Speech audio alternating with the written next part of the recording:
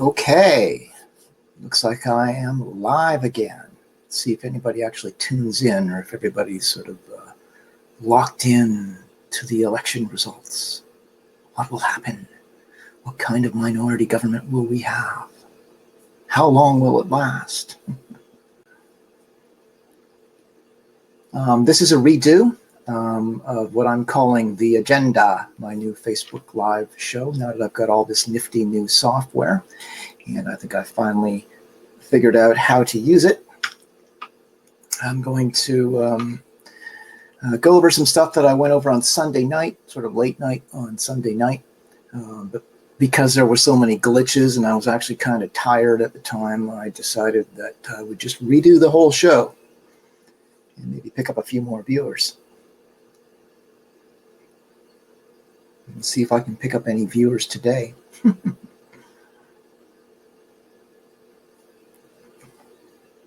My hair is a little better today. It's not styled fancy like when I do my talks.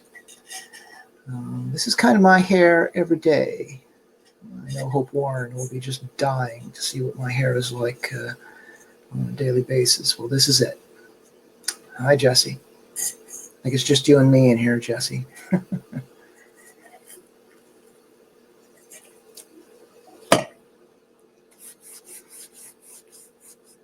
I'm going to try to, well, I'll see if I can bring in some other people during the live broadcast here.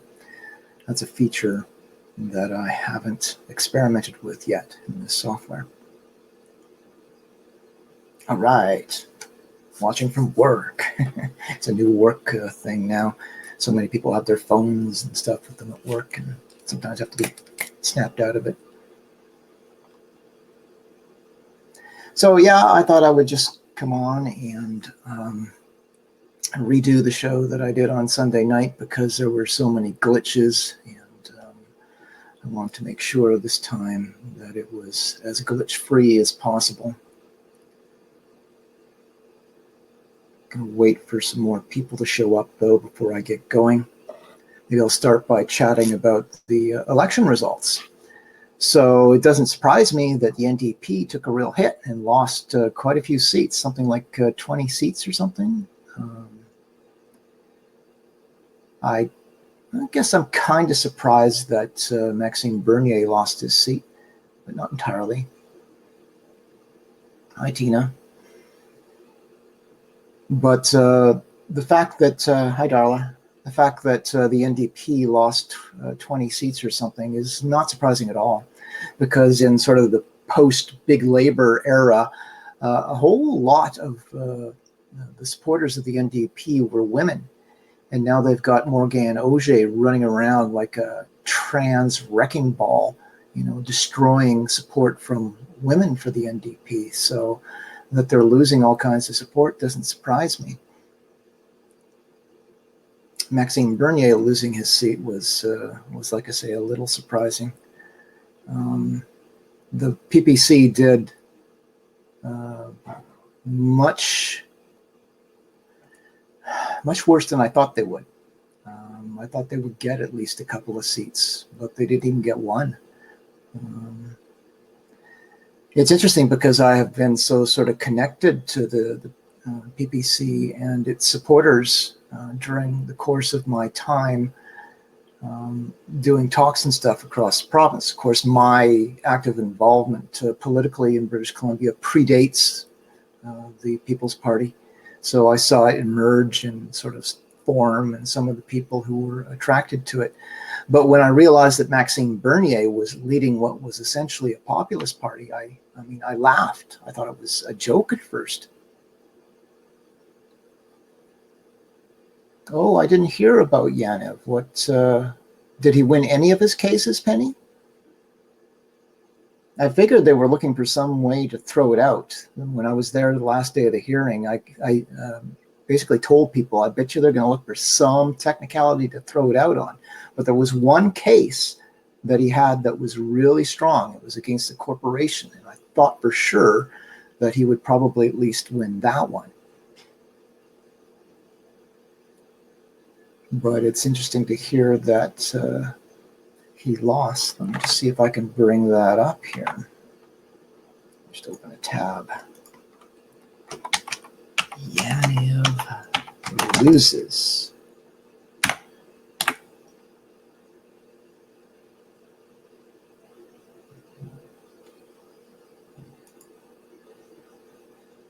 Of course, it's post-millennial. I'm not a fan of the post-millennial anymore. Not since they deep-sixed the stories that I wrote for them and refused to really have anything to do with me anymore. I didn't do anything or say anything negative about the post-millennial. Maybe a few of the people who write for them I had some negative comments for, but the post-millennial's treatment of me has been abysmal. And that they deep-sixed my stories is incredible. Okay, what does it say here? Here, I'll just share this screen so y'all can see it too at the same time. Hang on, I'm going to share it. Just a sec. There we are. Okay, I'll go full screen here. Okay, so let's go full screen. There we go. It's a little small. Let's make the text a little bigger. Okay. Jessica Yaniv, who infamously brought human rights complaints against multiple, lost her cases, issued a news release. Well, let's go to the news release from the Justice Center. These guys aren't really too interested in helping me either. They seem very selective in who they represent. They like to represent people on the far right. Anybody who questions the establishment is not in their good books. Okay, Justice Center ruled in favor of home estheticians' rights to refuse to handle male genitalia against their will. Decision noted human rights legislation does not require a service provider to wax a type of genitals they are not trained for and have not consented to wax. A type of genitals. Well, that's interesting. I mean, that's an interesting way to phrase it, isn't it? They say he engaged in improper conduct. Filed complaints for improper purposes. Disingenuous and self-serving, evasive and argumentative, and contradicted herself.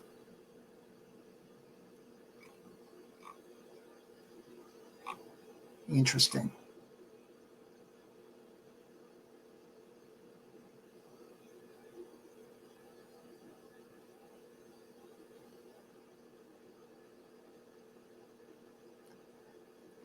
Ordered costs in the amount of $2,000.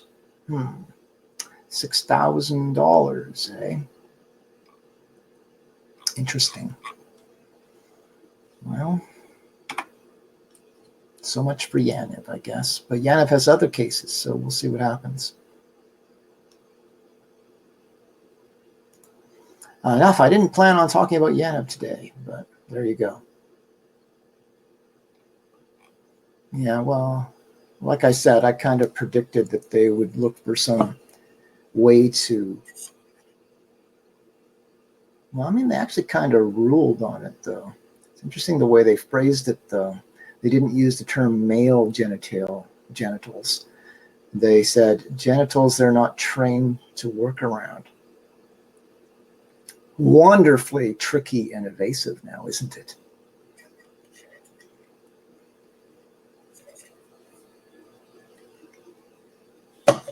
What about women in prison? How about they are not, they haven't been trained in the upbringing of their lives to be exposed to genitals they're not used to? Maybe that should be the next thing. How about some of these women start filing human rights complaints? I would go for that.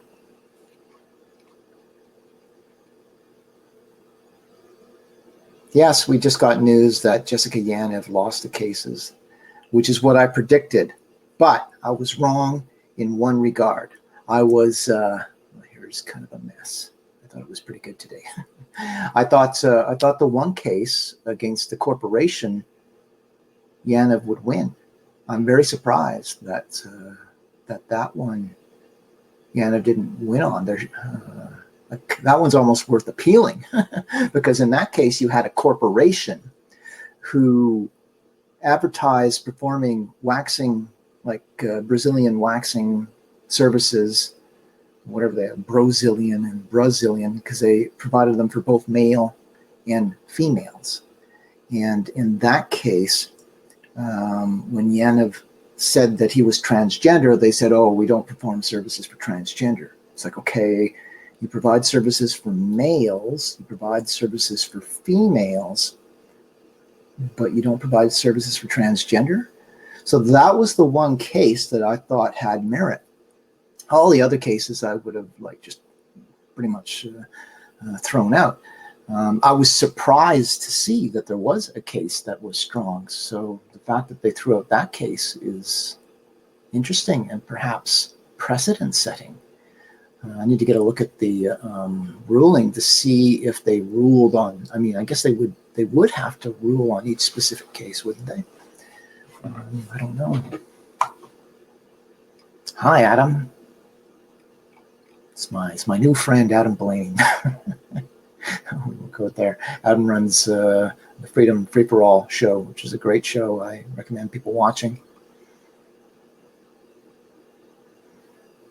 Okay, so yes, I am redoing a show that I did on Sunday night where I had all kinds of technical glitches, and I thought it just kind of ruined it, as it was my first sort of broadcast of what I'm now calling The Agenda.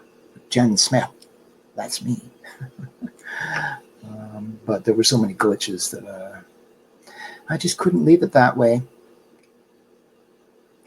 So I'm going to redo it now. Had enough of Jessica Yaniv. I've had enough of the election, I think, except I just want to sort of underscore what I said about the PPC. And I was saying this about the PPC from day one. They branded themselves as a populist party.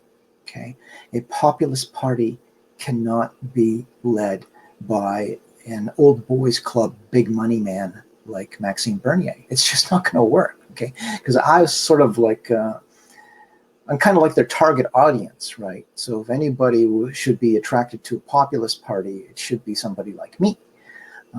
But the moment that I saw that Bernier was leading it, was like, okay, this is a fraud. I don't want anything to do with it. And I think they became too sort of focused on sort of middle class businessman values and that type of thing. They kind of said that they supported free speech, and I think most of the actual followers did, but Maxime Bernier is clearly an enemy of free speech. So that's another problem. I think if they want to have a future, they're going to have to get rid of Maxime, get somebody who's more sort of connected to the people. And they can't focus just on the middle class, because the middle class is shrinking. So they need to focus on what they're now calling the precariat. Okay, so those are people like me who live from paycheck to paycheck and are struggling to get by. This is a sizable portion of the population. They're disenfranchised. They're largely unhappy with the way things are. So they're going to have to try to appeal to them. And they're not going to be able to do it with a hack and slash, I don't think. But anyway, we won't go that way.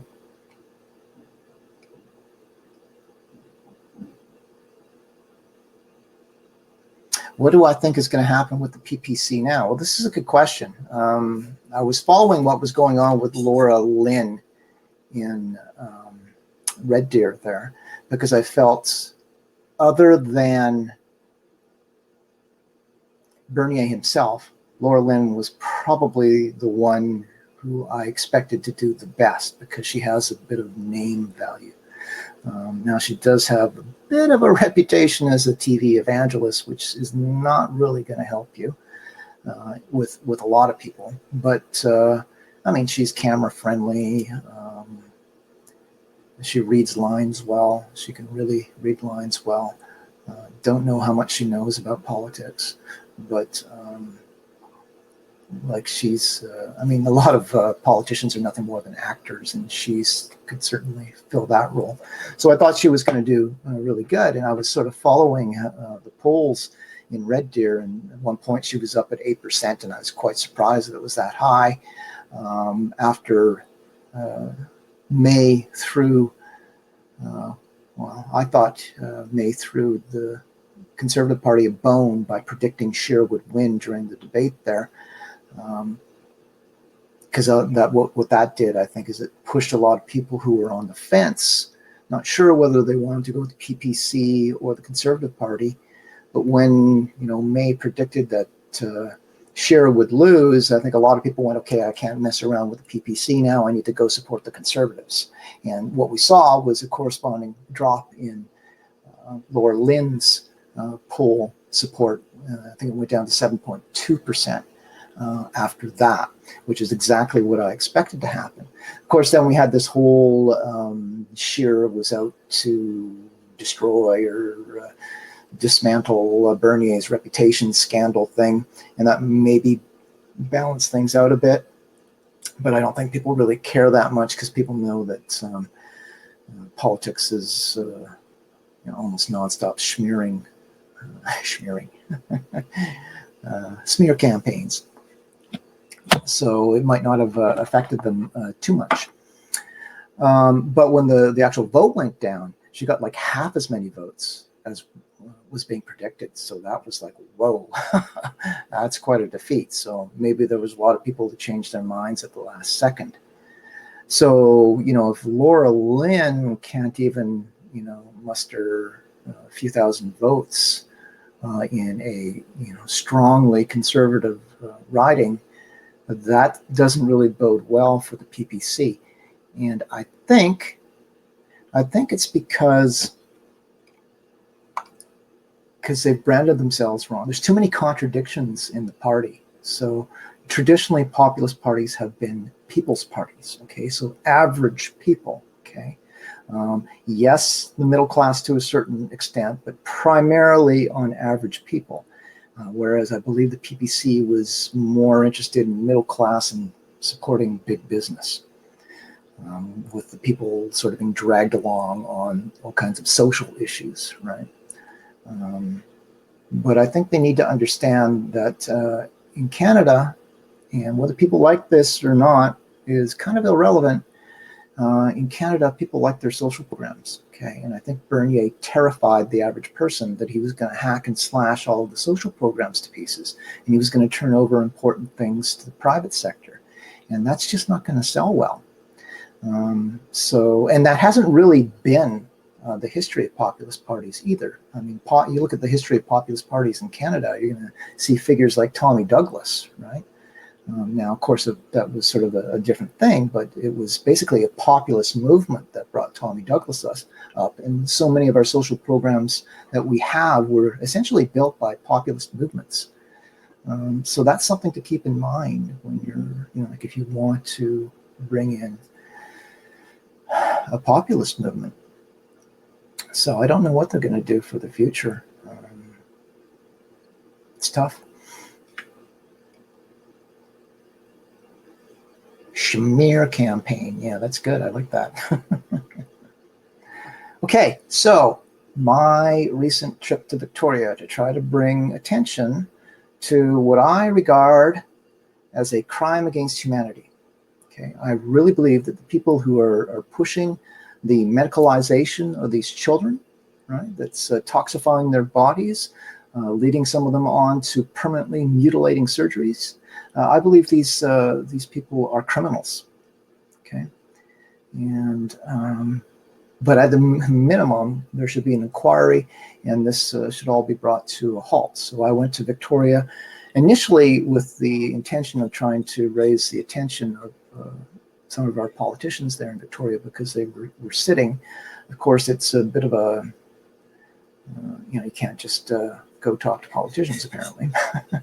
So my plans along that line didn't work out, but it worked out in other ways. I was able to do a last-minute talk at the Hub Community Center there, which I actually had been offered to do that talk quite some time, like quite a bit ahead of time. It ended up being a last-minute decision for me because the director of the Hub I knew had connections to Lisa Helps and some of the people in Victoria who I would regard as essentially enemies of mine. So when I got this offer from the Hub, I was a little reticent. It's like, okay, so this seems kind of odd. Somebody who helped with Lisa Helps' election campaign is offering to have me come talk there. I wasn't too sure about that. All kinds of things went through my head, as Adam, I'm sure, could tell you, but he won't. But I decided to do it at the last minute, and it was actually a good place for me to do my initial sort of press release, although the audio was so bad I had to redo it the next day. Mercifully, Adam, my new friend, my good friend, in his infinite wisdom, said, you have to come over to my place and we need to do like a high quality version of your press statement. So that's what we did, and that worked out very well. But the talk itself, of course, drew the usual nut job crew. So let's just take a review of that. What was really interesting was that Adam, who is a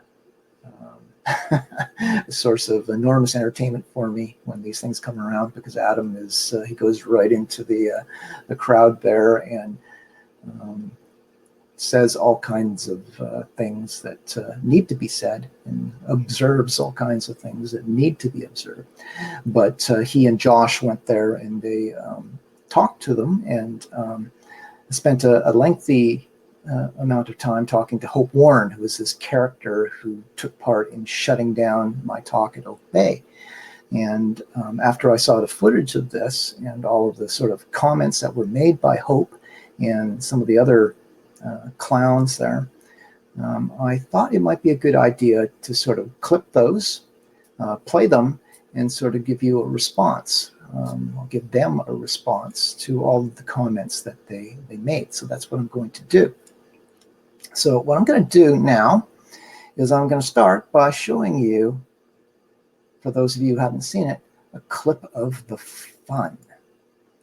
Ready? Here we go. Give me a sec.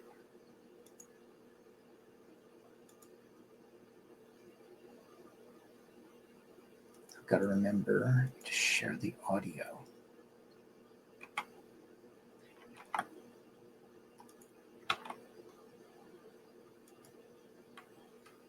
Here we go. Human rights. Trans rights are human rights. Trans rights are human rights. Trans rights are human rights. Trans rights are human rights. Trans rights are human rights. Trans rights are human rights. Go home. Go home. Go home. Go home. Go home. Jenn Smith, go home. Jenn Smith, go home. Jenn Smith, go home. Jenn Smith, go home. Go home, Jenn Smith. All right. They're here! Right here! They're here! They're here! Where you going? Yeah, maybe we need to get the player. Trans rights are human rights! Trans rights are human rights! Trans rights are human rights! Guys, Rights are human rights! guys, relax, you psychos. Trans rights are human Relax, you psychos. Human rights! Violence is not cool. Trans rights are human rights! Human rights! Human rights!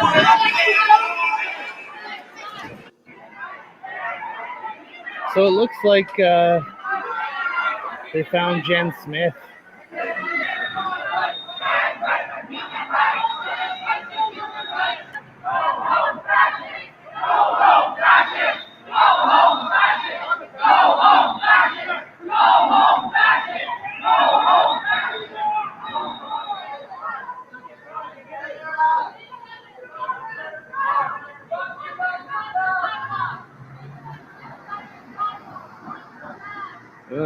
That's kind of like a mob, isn't it? It kind of and the police are just like walking away. They're like, oh, he's good.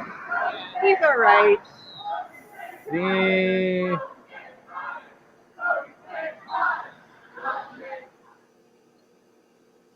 Okay, so that was the fun. See, my camera is not aligned properly here. Of course, it couldn't go completely glitch-free, could it? Should have thought of that ahead of time. I guess that's okay. Should be good. So that was the fun after the event. Right? Actually, when I sort of slipped away there, fortunately, when we came out the gate through the back alley there, we were hoping to sort of slip onto the sidewalk and slip out. But of course, some of the protesters spotted us in the alleyway and came down and banged on the gate and screamed that, there they are. Now, when we went out through the gate, I had Brad with me, who was doing security, and Adam was there as well. And when we actually went through the gate, I and the lady that I was with slipped out to the right, and Adam and Brad went off to the left and kind of served with the police as a barrier for the protesters. And I was able to walk down the road. Eventually, Adam caught up to me. I thought we were sort of free and clear and nobody was following us. We got to sort of down the road and we're heading over towards the park, towards where Adam's vehicle was parked. And as we were walking, I sort of detected a shadow running up behind me on the right. And all of a sudden there was some guy there who yelled for me to get out of Victoria and don't come back.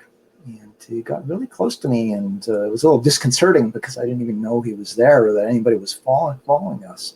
And then when I turned around and looked behind us, there was like a whole crowd sort of coming around the corner. I don't know how many were there, maybe 10, a dozen or something, including Ryan Painter's girlfriend, but no Ryan Painter. The brave, strong champion Ryan Painter left his girlfriend out there on the dark street alone and didn't go.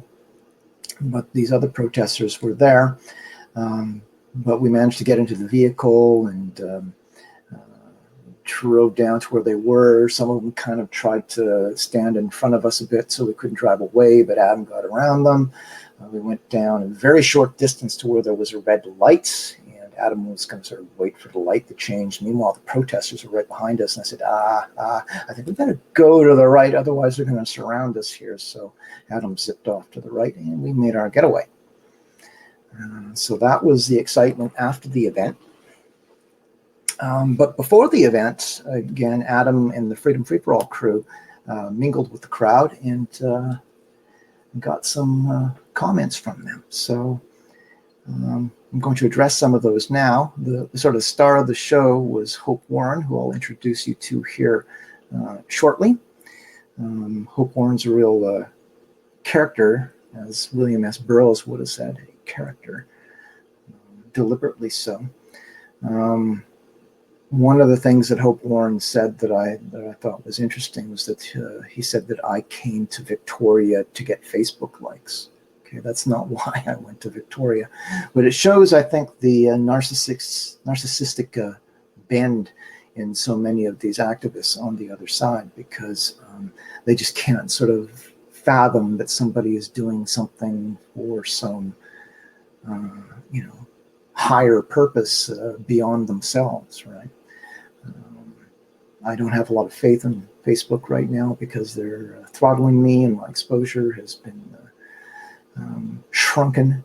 And they told the public that they'd be doing this with people like me. And if you want to see what that looks like or understand what that looks like, I'll give you an example. So if we go back to when I had 500 friends and followers on Facebook, back to full screen here. When I had 500 friends and followers on Facebook, I would do an important post and I would get tons of likes. I would get like 50, 60, sometimes 100 likes on an important post, right?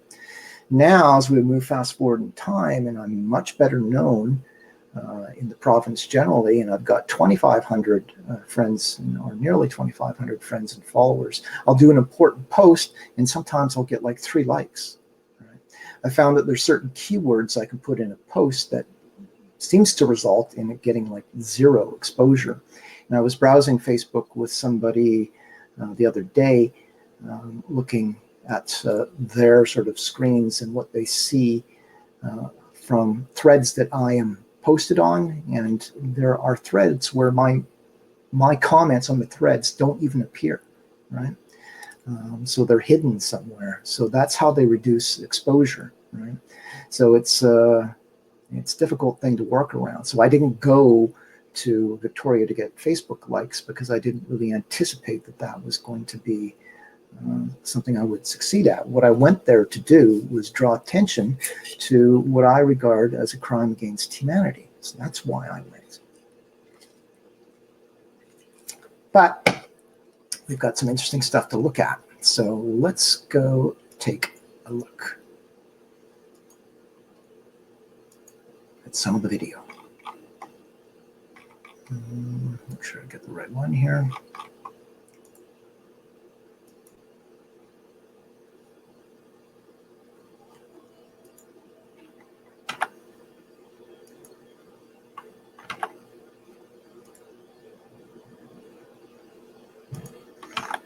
Okay, what I should say about this one is that this is a sort of a little nifty intro video that I did to introduce you to Hope Warren. So it's going to be a little bit of music. So hold on.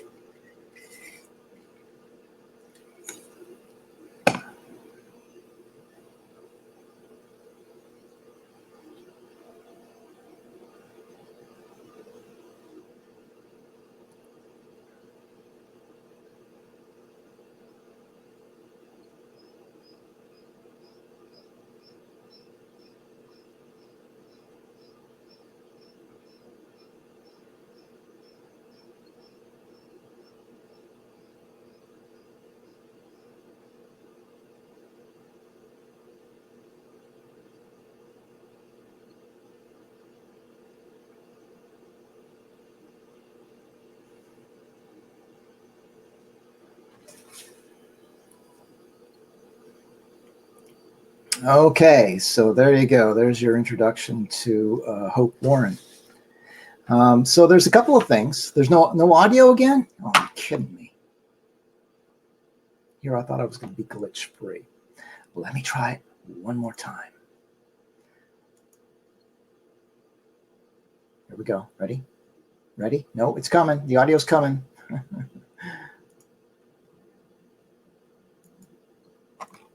we go.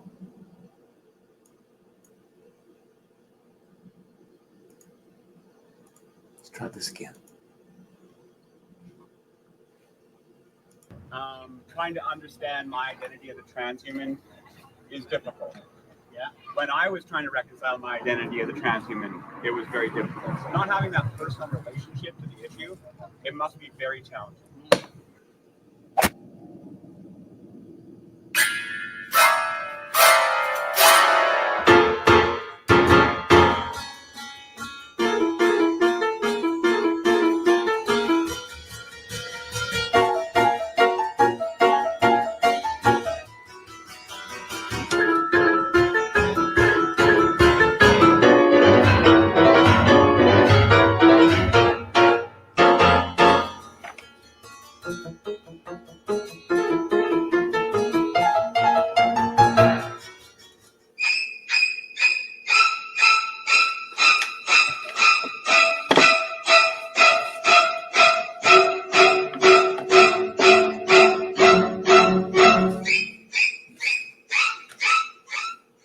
Here's the trans agenda. You on me?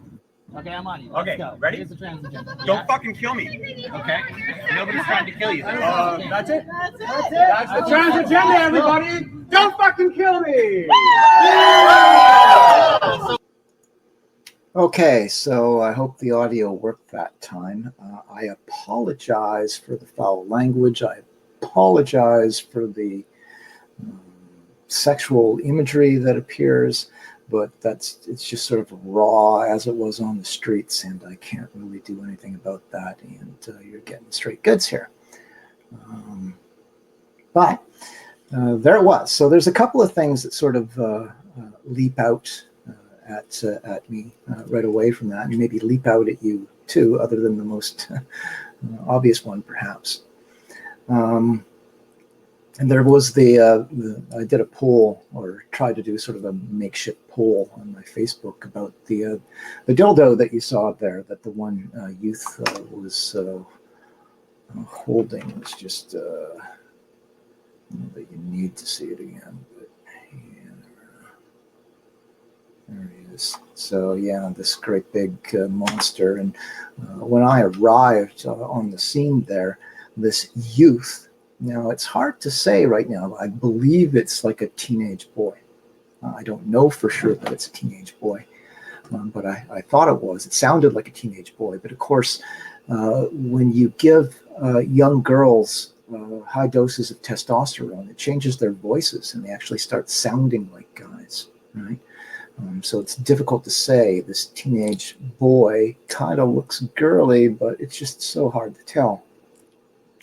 In any case, when I arrived on the scene, Z, whatever you want to use there, was sort of shaking this thing in my face as I was trying to go in.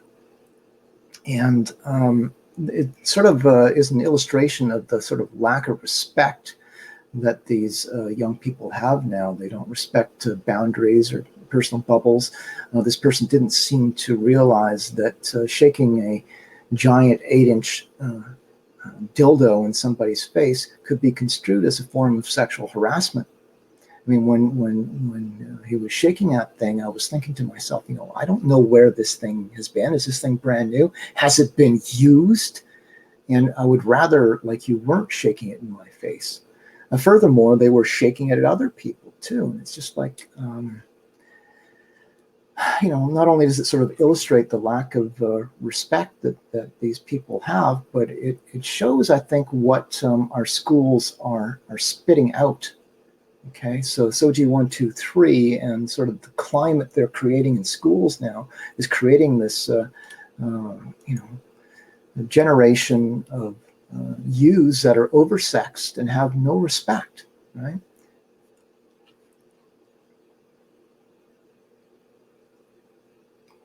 Yeah, we'll get to the "don't kill me" comments in a second here.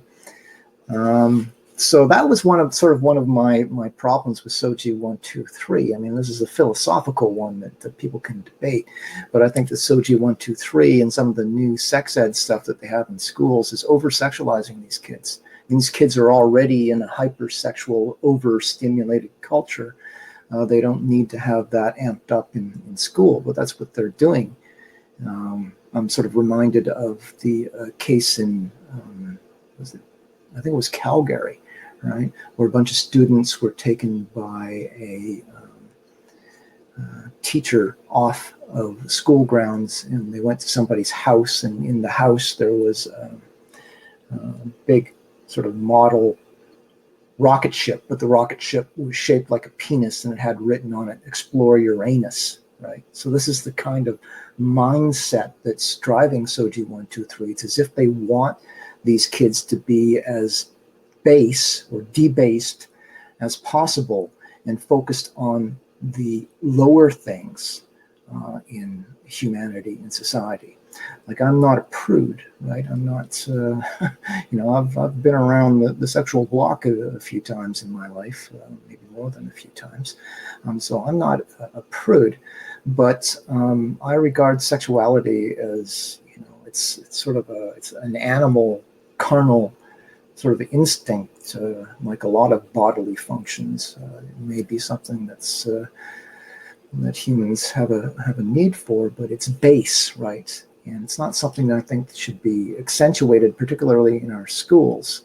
And when you do sort of accentuate that, these are the kind of use you get, these sort of mindless, disrespectful use that just don't seem to understand what they're doing.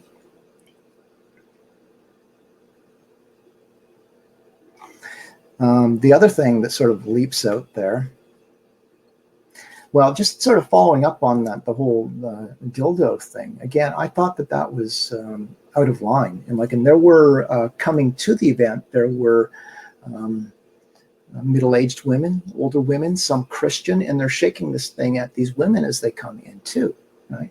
There were police there, right? There were a number of police there, and they apparently didn't think there was anything wrong with this behavior.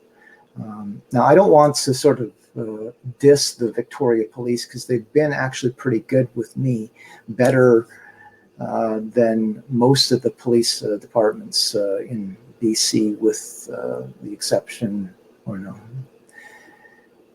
Oak Bay isn't really Victoria. I mean, they were terrible. I mean, they didn't do anything.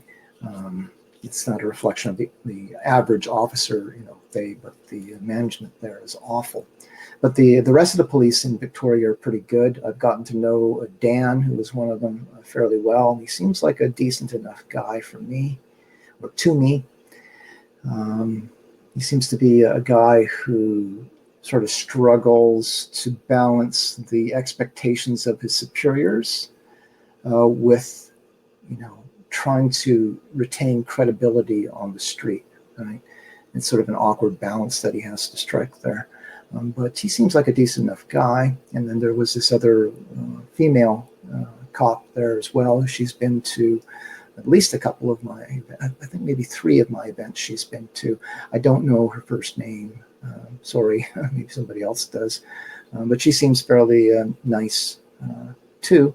But none of them there seemed to think that this was inappropriate behavior for the protesters. Right? If they want to come protest, that's fine. But I think shaking dildos in people's faces as they're coming in is unacceptable. I think it's a form of sexual harassment, and this youth should have probably been told to put it away. But that didn't happen. So yeah, the other thing there was Hope Warren's comment there at the end. Let's just go back to that. Take another listen.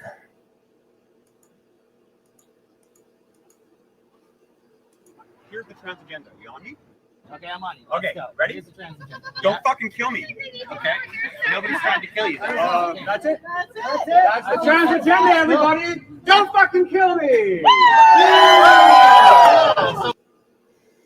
Okay, so yeah, don't kill me. Okay, so that sort of comes out of this whole idea that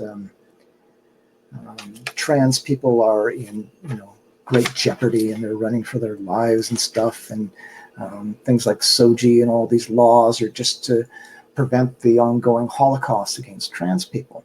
But that, of course, is a bunch of nonsense. I've addressed this issue before. I've looked at, I wrote an essay maybe a year and a half ago called Beware of LGBTQ Lightning Strikes in Langley. I think it was published in a paper in Chilliwack. I don't remember. But basically, I looked at hate crimes in Canada, and I established that there was no epidemic of hate crimes against LGBTQ people in Canada.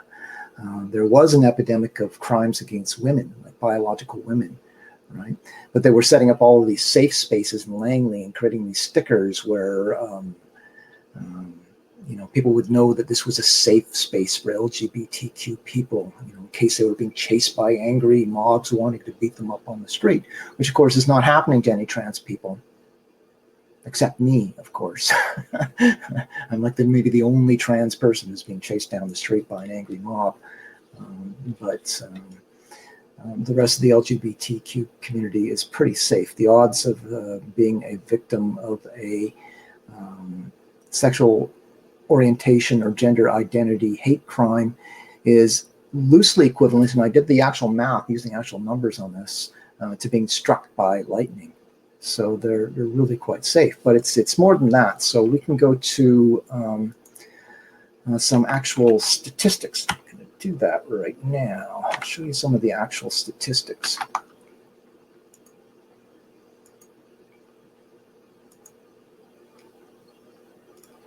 go. Okay, so these are the, a little bigger for you. These are the actual murder rates for various countries around the globe, transgender population versus the regular population. Whereas Hope Warren would have you believe that they're in such danger that all of the kids in the world need to be programmed and brainwashed and to stop wanting to kill trans people. When you look at the actual forensic data, and these people are terrified of forensic data, they like to rely on self-reports. So Hope Warren will say, yes, I'm in terror, I'm fleeing for my life every day, please save me. And they want you just to listen to Hope's self-report and the reports of Hope's friends who say similar things and not look at the actual data. But when you look at the actual forensic data, what you find is, well, if we look here, for the UK, the murder rate per 100,000 for the regular population was 1 per 100,000. Whereas for the trans population, it was 0.5, so 1/2 of 1%. In the USA, whereas the murder rate per 100,000 was 4.9, for the trans population, it was 2.3. And this was replicated really all across the globe, wherever you go. Numerous sort of analyses have been done of this, and they all sort of come to the same conclusion that the trans population is actually amongst the safest demographic in any Western society in terms of the danger of being murdered. And many of the transgender people who are murdered are in the sex trade. So it's a high-risk profession. What you will find is that women are the ones who are really in danger of being murdered in those types of situations. Young men too, but that's going to be largely because men are sort of more violent than women, and they're involved in organized crime and these types of things too. The trans people are relatively safe. So much for that. Let's move on here. Well, the other thing that I wanted to touch on, just go back to that video screen for a second.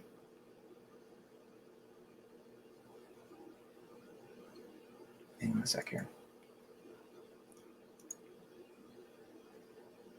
There it is. Where is it here? Now, this was just something I was thinking about. So you look at this huge dildo that this person was waving.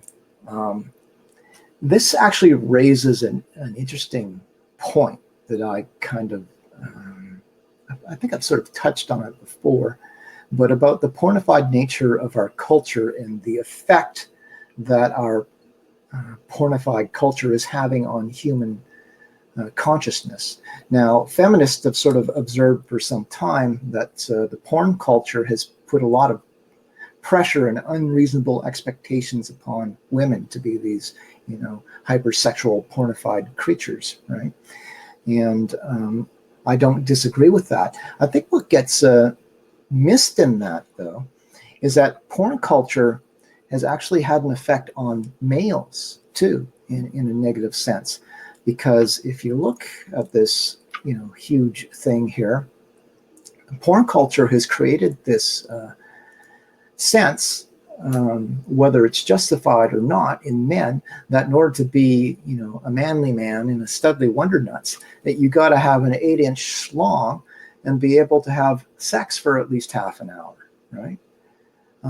These are the expectations that porn culture is putting upon men. And I think a lot of the men that I've encountered who have begun identifying as transgender have symptoms of that to a certain degree, where they feel they can't sort of meet up to these porn expectations that actually, I've seen this myself, some women actually partake in, right, in putting these expectations upon men, sort of making jokes about the size of the guy's, penis and stuff. That schlong there is probably 8 inches long and super thick, right? But what we know from actual studies is that the average male penis is about 6 inches in length and much more moderate in terms of its girth. And whereas if you watch the porn movies or whatever, guys can go for enormous lengths of time with multiple different women for like half an hour. The actual studies show that the average man, I believe, lasts something like 3.5 minutes or something, right? So men feel a lot of pressure, right? That they need to sort of meet up to these pornified expectations. And if they don't meet those expectations, there are some, I've met some, who feel like they don't even want to try to meet those expectations in terms of being studly wonder nuts and pleasing women in the way that's expected of them. So they just tune out completely. So whereas feminists have sort of made a strong point that the porn culture has put a lot of pressure on women too, I think it's put just as much pressure on men in many ways.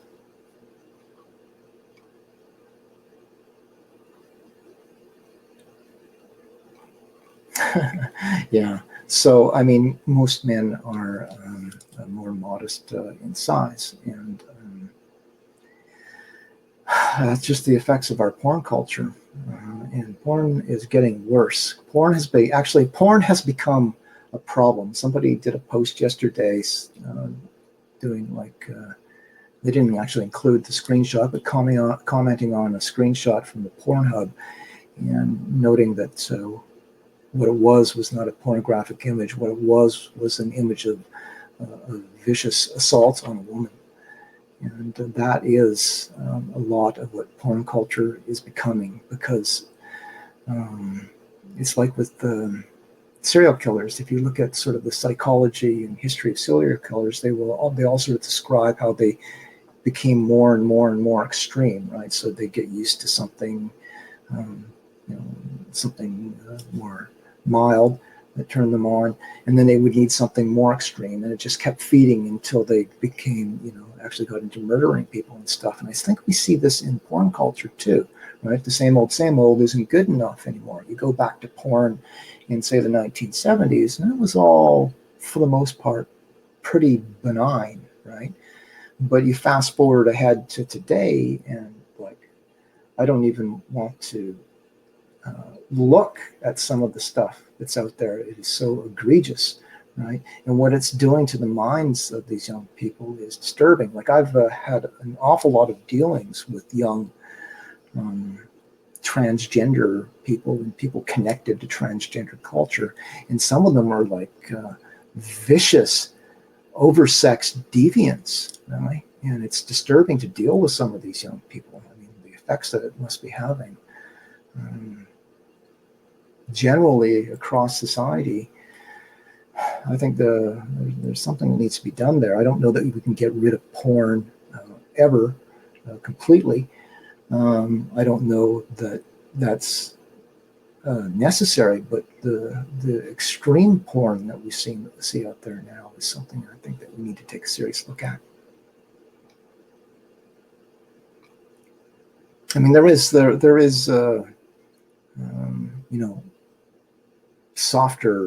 softcore, I guess, porn that's sort of more realistic for those who need it. But this extreme stuff is just, it's a bad look for society. So let's go on to the next video clip here.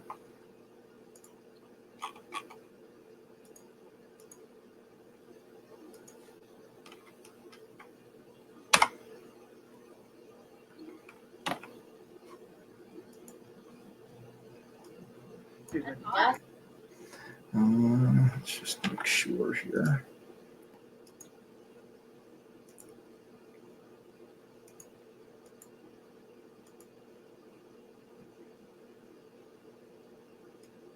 Okay, this is just a clip of, this is when I arrived. I arrived quite early.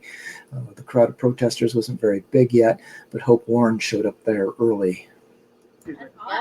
Excuse us. Oh, Jen, let's go shopping. You're here. Hello. I'm here. Let's go shopping. Let's Oh get the show my Saturday, God, Jen. Come on. look. Your hair looks really nice, though. It does. The curls look really I'm good. not sure your style would work for me. Oh yeah, it's a I gross. mean, like you're wearing the same thing to every I'm not every sure one you're- of your. that You're, was you're, you. like, you're trying to sensationalize the fact because you identify as he. You're sensationalizing it. If you dressed like the way you dress all the time, nobody would show up to your gigs, Jen. Okay, let's play that again. Oh, Jen, let's go shopping. You're here. I'm here. Let's go shopping. Let's get the show my tonight. Okay, there's this dildo that the person decided they were going to flop in my face. Jen, come on. There'll be no Your hair shopping. looks really nice, though. It does. The curls look really I'm not good. sure your style would work for me. Oh yeah, it's a I gross. mean, like you're wearing the same thing to every I'm not every sure one you're- of your. that was You're, you. like, you're trying to sensationalize the fact because you identify as he. You're sensationalizing it. If you dressed like the way you dress all the time, nobody would show up to your gigs, Jen. And I didn't even give it to you full screen. Excuse us. Oh, Jen, let's go shopping. You're here. I'm here. I was hoping it'd be glitch free, but not. Oh my Jen, come on. There'll be no Your hair shopping. looks really nice, though. It does. The curls look really I'm not good. sure your style would work for me. Oh yeah, it's a I gross. mean, like you're wearing the same thing to every I'm not every sure one you're- of your. that was You're like, you're trying to sensationalize the fact because you identify as he. You're sensationalizing it. If you dressed like the way you dress all the time, nobody would show up to your gigs, Jen. Okay, so that's interesting. So one of the first things that Hope Warren has to say to me and has to do in regards to me arriving on the scene is immediately attack what I'm wearing, immediately attack my identity, right? It's always, and then they spend so much of their time on this too. You know, it's all about what Jen wears, why Jen wears, you know, where Jen wears what. It's all, you know, they obsess on what I wear all the time.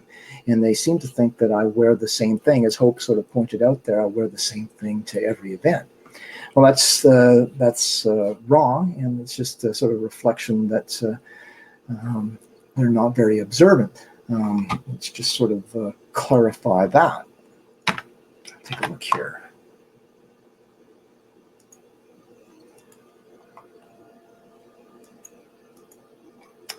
Do I always wear the same thing? Here we go. Here are some screenshots of me. Now, I do always wear my jacket. Okay, my jacket is my baby. I've spent an enormous amount of time on my jacket. It's all hand accented. I've added Swarovski crystals to various locations on my jacket. I've added all kinds of reasonably expensive charms to my jacket that glitter in the light and stuff. My jacket is my pride and my joy, so I wear my jacket all the time. Now, if you're not very observant, you might think that I'm always wearing the same outfit because, well, first of all, I'm wearing black all the time, and there's a reason for that. But here are some screenshots of 4 different outfits, right? Now, if you just add my jacket, you might think, okay, it's the same outfit, but you've got 4 different tops here. I've got at least a dozen black tops, different black tops. There's 4 different skirts here on the screen. 3 of them are hand accented. I've done accents along the hemline there, basically.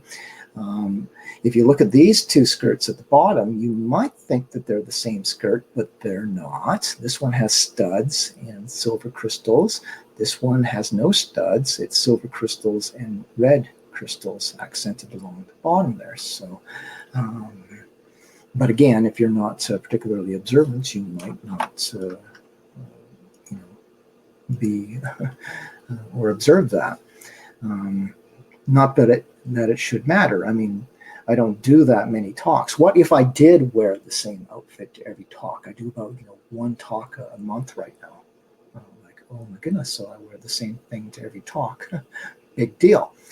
But they like to make a big deal about what I wear, and they actually have gone to extreme lengths because they're always trying to strip me of my identity. So they actually went to the length of following me to work. I don't know who it was, but somebody followed me to work and was able to observe that I don't dress in my skirts and stuff when I go to work. Well, I have a menial job, so of course I'm not going to wear skirts in my Sunday finest to work. I'd have to be nut if I did something like that, right? I have a menial job. I have to wear clothes that are appropriate to the job, so I wear loose-fitting clothes, jeans. I have said before, I wear shirts that have pockets because I put tools in my pockets, and it's practical. So I dress for the occasion, right? And, you know, how I dress, you know, where I wear what clothes, all this is like, it's irrelevant. I mean, women don't go through this ordeal. People aren't constantly chasing after women saying, hey, you know, that outfit that you wore to the staff party, you didn't wear that at work, so I guess you're not a real woman, are you? Right? They don't do that, right? It's ridiculous. I would say that if you've got a transgender person who is going out of their way to feminize themselves constantly, no matter what they're doing, that they're trying too hard. And they're the ones who are the frauds, right? I'm more natural. I wear what is appropriate to wear for, you know, whatever I'm doing. If I'm going out to do a public event, am I going to dress up? Yeah, I'm going to dress up. Most people do. Anybody who goes to do a public talk, if they've got any sort of sense of fashion, is going to get a little dressed up to you know, go do that talk. Even when I did my interview with Adam there, Adam, you know, had a nice suit jacket and everything, right? That's because people, when they're dealing with the public, and even when I come on camera, I like to do myself up a bit. And that's just the way it is when you're dealing with the public. So to make a big deal out of that is ridiculous. But going and staying on the same line, let's just go to another comment along those lines that Hope had to say.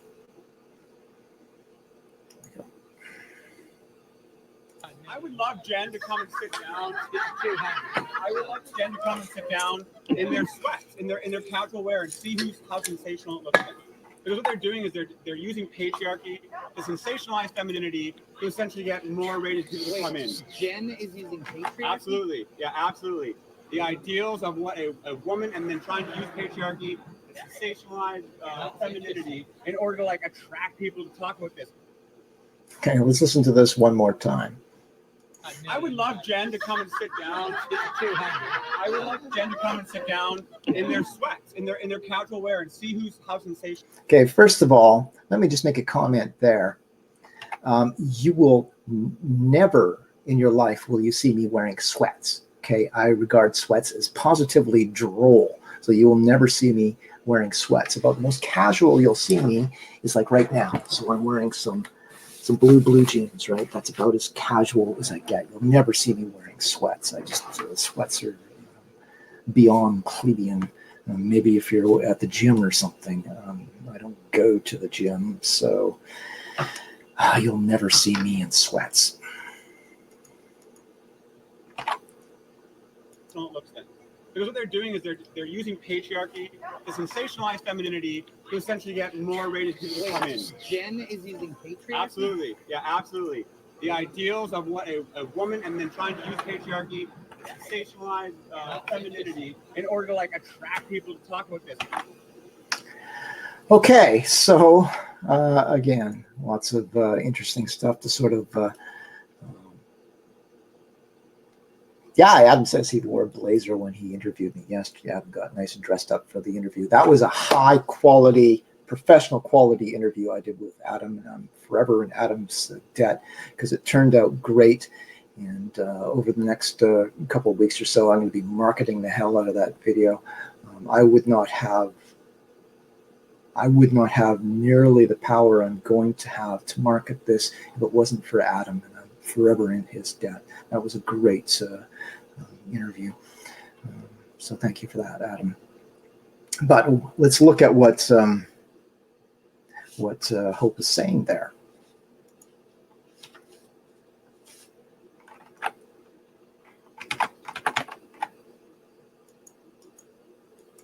Particularly this part here. Absolutely. Yeah, absolutely. The ideals of what a woman, and then trying to use patriarchy to sensationalize femininity in order to like attract people to talk about this. Okay, so patriarchy, right?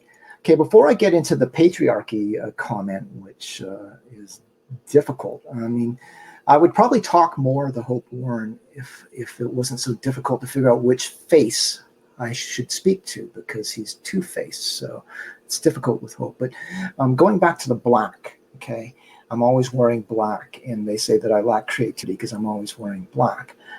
I didn't always wear black. I started wearing black all the time during this process, basically based on an inspiration from Johnny Cash, right?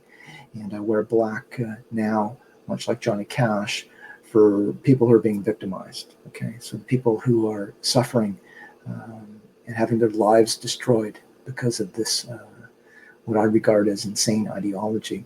So until they stop preying upon vulnerable children and trampling on the rights of women and vulnerable women in prisons and stuff like that, until that stuff stops, I will wear black whenever I'm in public. So that's why I always wear black. It's not because I lack creativity, although I do like the way black sort of, my hair contrasts on dark backgrounds. But the patriarchy thing, okay, so patriarchy, here we go with the two-face. I am using patriarchy, right? That's a tad ridiculous. First of all, when he says nobody would come out to my talks if I didn't dress the way I do, like, are you even serious about that? You think anybody comes out to see me just because of the way I dress? Nobody comes out to see me because of the way I dress. It's a ridiculous notion. The reason they come out to hear me is because of what I say, and that's pretty easy to establish. But the patriarchy thing. So I use stereotypical images of the perfect sort of sexualized women in order to attract an audience. I am the one who uses those images, right? Well, that's an interesting claim. Let's just go look at a photograph of Hope. Here we go. Okay, so there's Hope Warren there. And what is he surrounded by? Well, Hope Warren is surrounded by these patriarchal, stereotypical, hypersexual images of the perfect woman, even one sticking her behind out there. Okay, and then Hope has the gall. Hope has the gall to say, I am using patriarchal images and stereotypical images of the perfect female in order to attract an audience. Talk about hypocrisy, right? I actually don't think that I dress particularly sexy, at least not anymore. I used to have to, for reasons we won't get into. But I think my look is actually kind of tamed down. It's got sort of a punk rock edge to it, which kind of comes out of my younger days when I was kind of mad at the world. And I went through a punk rock stage where I was angry at the whole world. So I've brought some of that with me. I'm a little calmer now, but this whole nightmare I've been involved in has resulted in me becoming sort of mad at the world again. So I brought that punk rock edge back to me. I don't have my spiked bracelets on today. I got a medal on here though, so keep your distance with your flopping dildo, or there'll be trouble, right? But I don't think I dress particularly sexy. I think I've tried to have a reasonably conservative style of dress with a fashionable edge. I do wear a lot of the same jewelry and stuff because I've got my favorite jewelry that I like to wear and stuff. And I always, when I'm out in public anyway, I like to have a cross. I've got different crosses. I've got like 4 different crosses, actually. They probably haven't noticed that either. But I've got 4 different crosses. People think that the crosses are an indication that I'm Christian. I'm not a Christian. Cross for me is a symbol of a higher power. Okay, it's a symbol of God.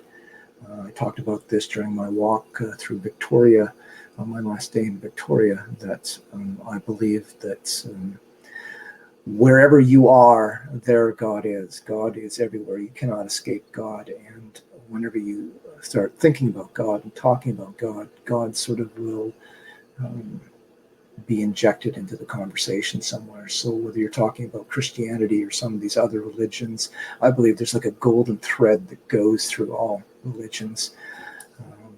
linking us to a higher power in the universe. So I'm not religious doctrinally, but I do believe in higher power, so I always wear a cross in public as a symbol of that.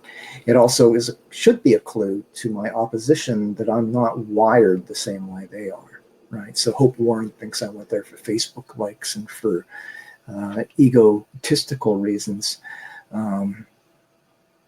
but that's not the way that I'm wired. I believe in what I call bhakti, what the East Indians call bhakti, which is a devotion to something higher than oneself. I think part of that comes out of my own sense of my own mortality. I really believe that I'm a mayfly, if you will. You know, I'm just a flash in time, and then I'll be gone. One day, no matter what I do, like, no matter what kind of fame you achieve in this lifetime, it's going to be fleeting, and one day you'll be forgotten. And on the scale of 1 to eternity, you know, whatever length of time your fame lasts will seem like a flash in the pan. All that matters, I think, is what we do in terms of developing ourselves and developing our society and our culture and humanity, and evolving both. So evolving both the individual and society as a whole. So that has to be a primary force. It's my primary driving force, and the other side just can't seem to get it through their head. Now they say that I'm trying to sensationalize things by the way I dress and stuff. I do try to maintain a public image. Most people who are in the public do. I also do try to get attention. The reason that I'm trying to get attention is because I'm a political activist. So I'm trying to bring the public's attention to certain things and try to bring about change, right? It's a really poor political activist who tries to just sort of be quiet and not be noticed. It's like Rob Fleming was it Rob Fleming? No, I think it was actually Kevin Murdoch, the mayor of Oak Bay, who was sort of justifying why he wasn't going to allow me to speak at a public venue in Oak Bay again. He says, well, you know, people who just want to get a lot of attention, you know, there's no productive thing that can come out of these meetings unless you just want a lot of attention, right? It's like, imagine that, a lot of attention. What about Mayor Murdoch when he was, you know, campaigning to be mayor? Did he not worry about attention? Did he try to be as quiet as possible? Nobody pay attention to me? It's not the way politics works. Let's go on to the next one. I made a few notes here. I'm sure I've covered everything. Okay, let's go on to the next one.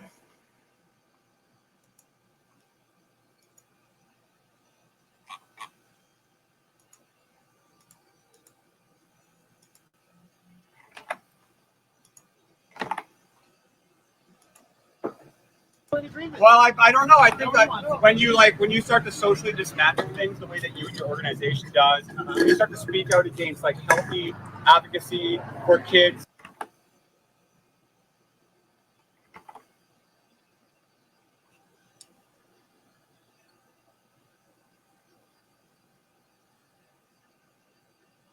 To survive, when you start to use like religious rhetoric to try to defeat, you know, science-based, evidence-based research, that is very much a lateral form of violence directed at trans people. I wouldn't agree. I hear that. Yeah, I hear that you don't agree with that.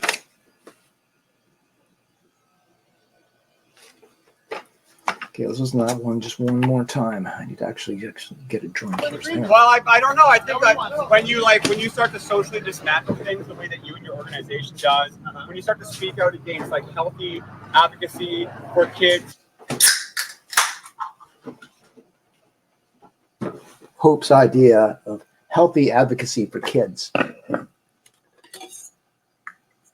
It's interesting that Hope's always around these young people. When you start to use like religious rhetoric to try to defeat, science-based, evidence-based research, that is very much a lateral form of violence directed at trans people. I wouldn't agree with I hear that. Yeah, I hear that you don't agree with that.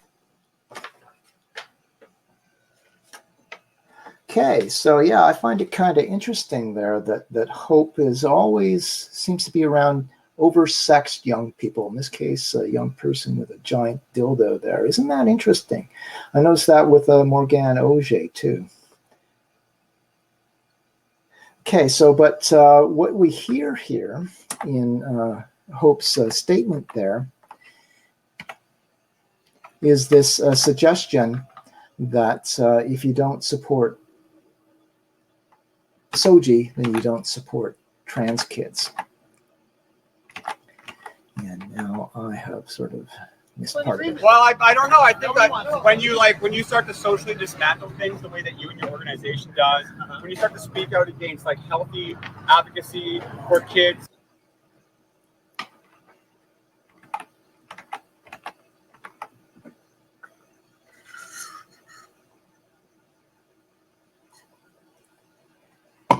To survive, when you start to use like religious rhetoric to try to defeat science-based, evidence-based research, that is very much a lateral form of violence directed at trans people. I wouldn't agree with I hear that. Yeah, I hear that you don't agree with that.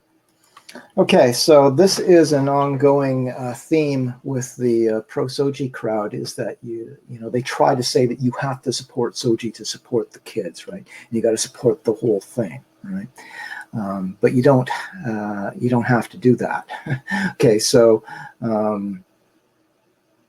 for me, I don't really like most of SOGI 123 is relatively benign, right? But it's kind of looking like you can look at a healthy human body, but if it has cancerous tumors, you better focus in on those, and you better think about removing those, or you're going to be in a lot of trouble. And that's kind of the way that I treat SOGI 123. There are aspects of SOGI 123 that I regard as dangerous that need to be removed. And there are other aspects of SOGI 123 that are concerning as well. So I don't really focus on the hypersexual aspects of SOGI 123, but there are a lot of people out there who are very concerned about it. And I understand their concerns. And again, getting back to this debased nature that they're trying to create these, one might argue that they're trying to create sort of a distracted hypersexual generation. Focus on that which is lower. I believe that we should be moving our kids towards that which is higher in humanity. As Abraham Lincoln once said, the higher angels of our nature. This is what we should be encouraging in schools. Sex should be like just the basic, what's necessary biologically to understand at the appropriate age. And it can be addressed in any number of different ways. So that's a disturbing aspect of SOGI 123. But also it's sort of disregard and disrespect for diversity. Okay, it claims to be all about promoting diversity, but it's actually the opposite, because everything that's going on today in our culture is about inversions. So they say that they're promoting diversity, but they're not. What they're promoting is a state-determined interpretation of what is or is not correct in terms of sexuality, and what is right or wrong in sexuality. So they are excluding. And when they created SOGI 123, they didn't consult Christians. Okay, so the largest single demographic in our society was completely ignored. So I believe it's an anti-democratic document. And so when I argue for scrapping SOGI 123, it is on those grounds that they didn't consult the community appropriately. And we'll get into this more later. But for the most part, I focus on transgender issues and aspects of SOGI 123 that I regard as dangerous. Let's see if there's any other notes here.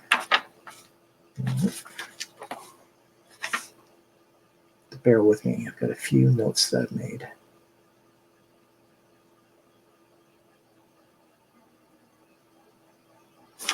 Okay, so yeah, let's go to the next statement from our friend. Adam is a friend. Hope is a friend. So let's go to his next comment. And here Hope starts getting personal.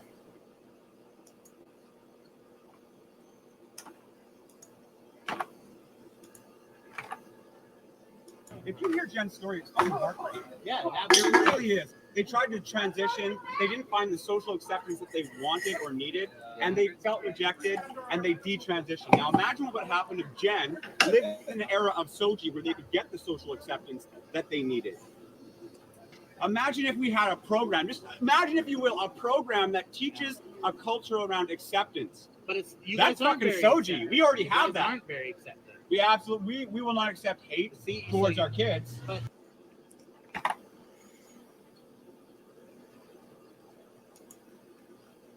Okay, let's go through this. If you hear Jenn's story, it's fucking heartbreaking. yeah, It absolutely. really is. They tried to transition. They didn't find the social acceptance that they wanted or needed, and they felt rejected, and they detransitioned. Now, Okay, so let's just stop right there. Okay.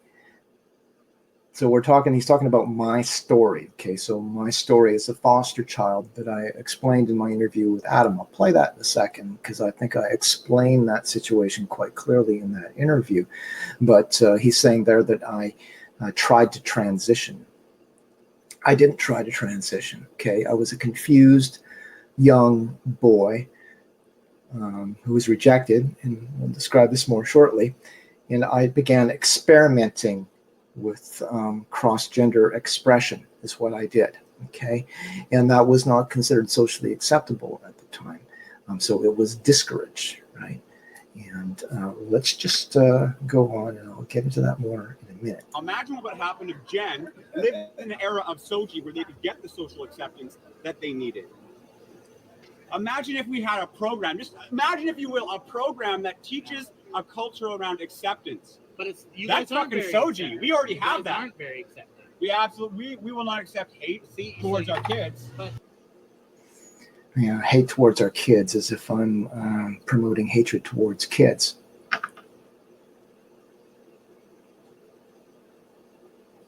So I did the interview with Adam, a great interview with Adam, and I addressed this very issue, the issue of my story and the issue of SOGI 123 and the role that SOGI might have played when I was young. So let's get that going.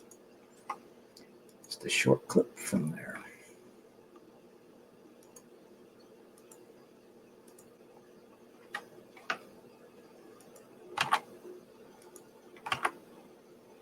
I began experimenting with what you'll call cross-gender expression when I was probably about 9 or 10 years old, and I was a foster child. And I'd gone through multiple different homes, and I was what you would call one of these very wounded children. I had like enormous self-image and self-worth problems when I was a kid. Like, to look back into my mind when I was a child is, I would say, disturbing for me to do even to this day. So I began, I would say, experimenting with cross-gender behavior because I wasn't happy with myself, and because I had this super popular foster sister, and I wanted to, like, she had what I thought was a perfect life, right? She was super pretty and had all of these friends and stuff. So I began trying to sort of emulate that, and I became obsessed with it. Okay, but that was what I would call an obsession that came out of the psychological and emotional wounds I had suffered up to that point in my life. So I was looking for some new identity. Today, they might say to me that I was a girl trapped in a boy's body. But I would say that, I wasn't a girl trapped in a boy's body crying out for my true identity. What I was a wounded child crying out for help. So I think that the wrong thing to do actually would have been to reinforce this, what was essentially an obsession for me when I was a child. Okay, because what would have happened, in my opinion, is it would have put me on a path towards using all of these toxic drugs now that they're giving to kids. So SOGI 123 nurtures and supports this identity in kids. And so they would have taken me and nurtured that and supported that. And knowing how I was and how my mind worked as a child, I probably would have just fallen right into that. People have to understand that once you nurture that idea in a child, say a young boy, okay, a young boy says, okay, I'm a girl. you nurture that idea, and you allow the child to begin expressing in that role. When a boy begins expressing as a girl, he's immediately going to be besieged by enormous social and psychological pressures to look the part. Okay, but you've got your DNA working against you. Okay, so what are you going to do? And that's why we see so many of these kids today going on to use, you know, the Lupron, the puberty blockers, the synthetic hormones, and all of this stuff. Okay, my hair is not styled quite so fabulously today. But there is the issue there. Okay, so what if I had, like, what if Soji had existed when I was a child? That's a very good question from Hope Warren. Okay, as I said in the interview, it's kind of a counterfactual thing as to what would have happened with me had I received a different response. What I would say is that had Soji been around, they probably would have nurtured what was an obsession in me, and I think that would have been a bad thing, because to understand my psychology, and I think this is going to be replicated when we start looking at some of these foster kids who are transitioning en masse. When you've got a child who feels really rejected, like I did, like when I was a child, I had absolutely no sense of self-worth. I felt rejected by the world, rejected by my family, because I didn't know the full story of why I was in foster care. I was bullied in school. So I was, in a bad sort of emotional, psychological state, but I didn't talk to people about that. I kept all of that inside. I was forced by child social services at the time. They've renamed it now. But I was forced by them to go see a psychologist. Any child who went through multiple homes, I believe, was required to go see a psychologist. I certainly was. But even with the psychologist, I didn't talk to them. The psychologist was an adult, and I didn't want to talk about things. Part of the thing is that when you have at least for me, in my case, in my situation, I mean, people need to understand I was an emotionally and psychologically disturbed and wounded child. When I look back in time to think of my own image of myself when I was a child, it is extraordinarily disturbing to me. Like, I can sort of put myself into a post-traumatic stress state by going and taking my mind back to my own self-image at that time. So I try not to do that. But the point is that I was so wounded that I was looking for some way to fit in the world. And I locked in on my super pretty foster sister again, right? And I began obsessing on that, because I had an obsessive sort of personality when I was a kid. And I'm still kind of obsessive as an adult. And I think the worst thing that you could have done was to take a wounded child like this and nurture that obsession. Okay, so again, we know that when you put a boy in the role of a girl, that there's all those social pressures that come down upon him to look the part. And so they go towards these drugs. These drugs are permanently damaging in some cases. In many cases, it totally destroys not only sexual development, like the development of the actual genitals, and we saw this with Jazz Jennings, but it destroys sexual function, right? And it can have other serious effects on the body. To take a wounded, obsessing child like that and to encourage them to go on this path is, in my mind, criminal, right? I actually had, in my mind, the good luck to be in a foster home at that time, which had a World War II, old school Christian foster father there, okay? And he sort of caught me doing this, and he strongly discouraged me from doing it. And I think that was the best thing to do for me, because I know what my mind was when I was a child. I was extraordinarily prone to locking into things. If somebody had come along and sort of done this sort of gender line thing with me that they're doing in schools and stuff, and started questioning whether or not I actually felt like I was a girl inside, I would have fallen right into that. Okay, so I probably wouldn't be who I am today. The thing is, because of some of the I don't know if we have this here. Let me just take a look. I don't have it handy right here. But because of suicide rates for some of the post-ops and stuff, I might not be alive today. Okay, so I've talked about this before, that even though I had the hell beaten out of me as a child, emotionally and psychologically, and I sort of stumbled into the world. I was emancipated actually when I was 16. I got my own place when I was 16. I tried to move out when I was 15. One of the last homes I was in, there were serious, like to put it mildly, serious alcohol problems with both of my foster parents at that time. My foster mother in that home had something called alcoholic hallucinosis. So she drank so much that she hallucinated. And I'm not even going to get into the nightmare story. So I tried to emancipate myself when I was 15. I wasn't able to do that. But I did manage to finally do it when I was 16. And I sort of stumbled out into the world sort of angry and wounded. And that manifested in a lot of ways. When I was a young man in my 20s, though, I discovered that this, because I sort of kept this sort of inclination, this sort of obsessional inclination towards feminizing myself. Right? And I came into contact when I was young with people who were part of the LGBTQ community. And I was able to sort of manifest that in the adult world.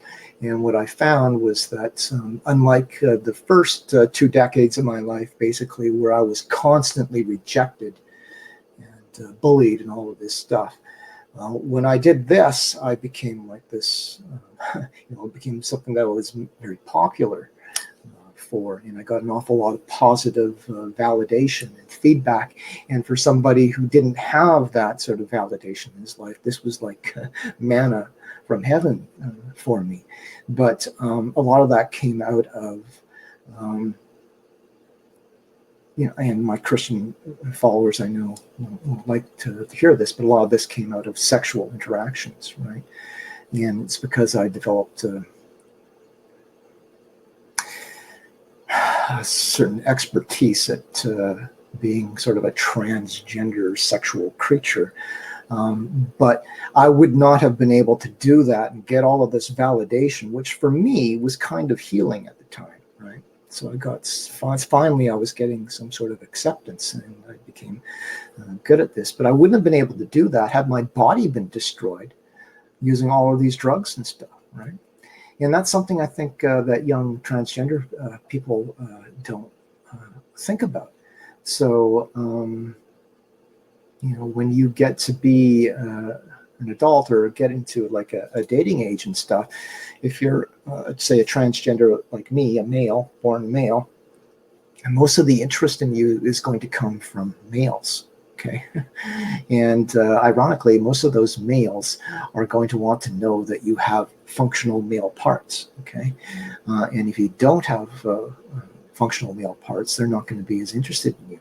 So, like, for instance, the males who go through with the full genital reassignment surgery, Ray Blanchard has observed that one of the big problems they have is getting a date, because most men who want a woman want a real biological woman, right? They don't want some sort of medically manufactured woman that has a surgical wound in the place of natural body parts, right? That's just, some people might not like that, but that's just the fact of life. So most of the interest that I've gotten in my life, in terms of romantic interest, 98.5% of the interest came from males, okay? And pretty much all of those males wanted to know that I was not only intact, but functional. It's kind of interesting because when I was sort of messing around with men when I was younger, I didn't get a certain type of question very often. But as I got older, I noticed that I started encountering guys, and I'll say this, and I don't even want to unpack it too much. I didn't want to discuss this at all at one point in my life, but I've had to discuss it before. I did transgender sex work, very limited. I wasn't like doing it all the time and stuff, but I did transgender sex work. And in my encounters with men, I began encountering men who, one of the first things they would ask me was, "Are you functional?" And I would say, "Yeah." And then they would say, "So can you finish?" And I'm like, "What do you mean, can I finish?" And I thought it was kind of weird because I had never heard these questions before, but all of a sudden I was hearing all these questions about my sexual function. And the reason, I subsequently learned that the reason that I was getting this question is because so many of the young transgenders who were emerging were sexually dysfunctional, right? They were either sexually impaired, and we saw this with Haley Hartless, actually did a whole write-up on his sort of sexual function problems, and that's because of all the hormones and stuff that they take. In the case of Jazz Jennings, their sexual functionality was completely destroyed, right? So this becomes an issue.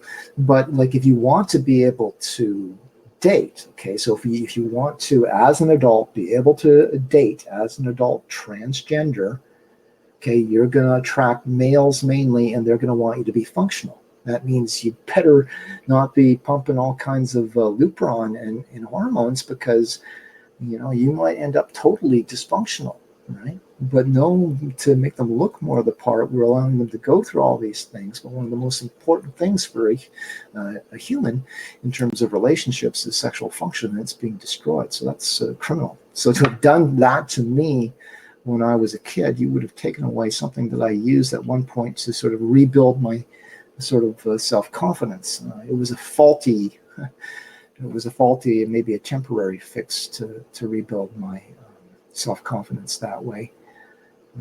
But it did work. But like I say, I think the worst thing that they could have done was reinforce that. So I'm glad that Soji 123 wasn't around. And sort of the other thing is that it's a little weird, because I say that I was obsessing when I was a kid, right? I was obsessing on my pretty foster sister and trying to sort of manifest myself in that way. But what we have now is almost like adults that are obsessing. We got adults obsessing on kids that are obsessing, and the adults are sort of egging on this sort of in many cases not just an obsession. In some cases they're nurturing it into a delusion and onto this destructive path. What's worse is they're actually,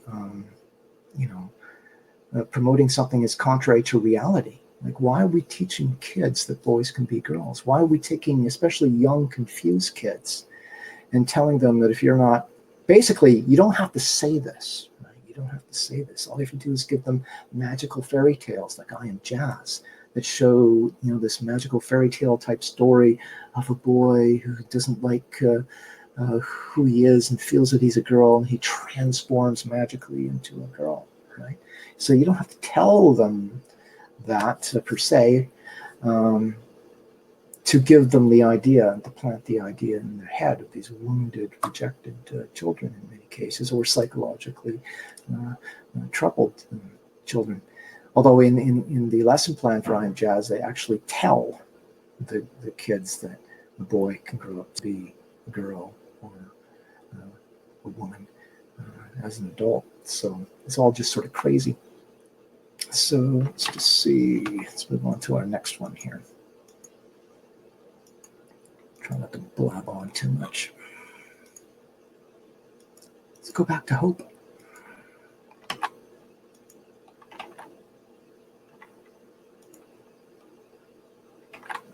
Okay, I'll try and enable the audio there. So let me just make sure.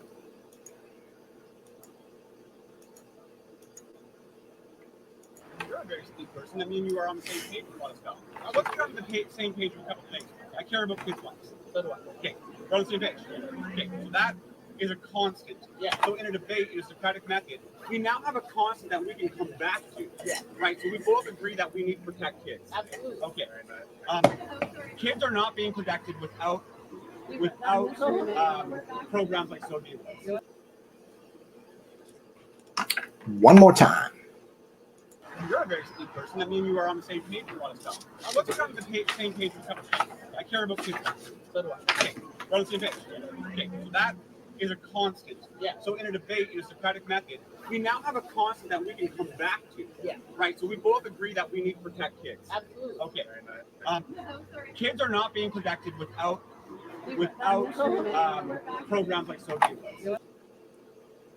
Okay, so that's sort of a nonsense statement. So the idea is that if you take SOGI 1, 2, 3 away, that suddenly it's going to be open season on LGBTQ kids. So there's a couple of things there. So I would say that, first of all, most of these anti-bullying programs, like if you go to the government of BC's website, they've got like a section there that talks about anti-bullying. It's all about LGBT. Right? They don't talk about overweight kids. They don't talk about nerdy kids or ugly kids or any of the multifarious different reasons that kids get bullied.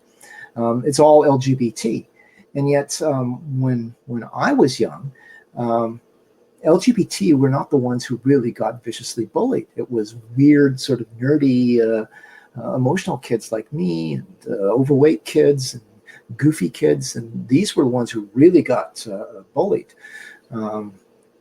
I knew 2 gay guys when I was in high school, and everybody kind of knew that they were gay. One of them, it's actually kind of an interesting story. He's like a super effeminate guy. I've actually referred to him as beautiful, one of the most beautiful boys that I've ever seen in my life. He had beautiful eyes and very feminine features, and he was obviously gay, and he had a gay friend too, and everybody kind of knew that they were gay. But the vicious bullies in the school pretty much left them alone. Like, they didn't get bullied hardly at all. I don't know if that's because the bullies felt that to beat up this effeminate guy would be like beating up a girl or something. I don't know. But I was viciously bullied. So I got whole different treatment. And I think of the other kids who were bullied when I was a kid. They weren't being bullied because they're LGBT. The LGBT didn't get bullied hardly at all. Now, that doesn't mean that it doesn't happen. But there are other ways to deal with this. So SOGI 1, 2, 3, if we go to, let's just go to another screenshot here. Actually, I should tell this story first. So there were instances, like I was physically bullied when I was a kid. I was beaten bloody in some cases. I had my nose broken. I had my wrist broken by a bully in one incident. So I had vicious assaults conducted against me, but it wasn't because of my gender identity. It wasn't because they thought that I was gay. It was because I was weird and unusual. And I say that that's just the way it was when I was a kid. I wasn't bullied because of gender expression, with one exception. Okay. But this one exception will sort of lead into sort of addressing the issue of bullying. So I don't know what grade I was in, maybe the 8th or 9th grade.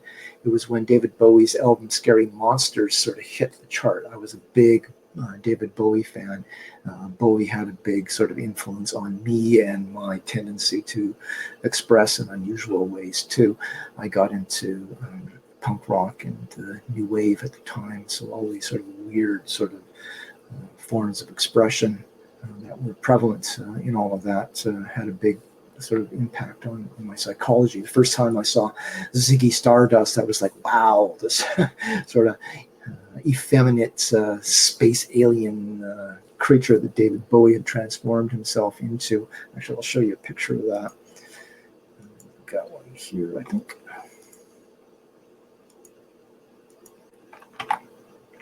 Well, there it is.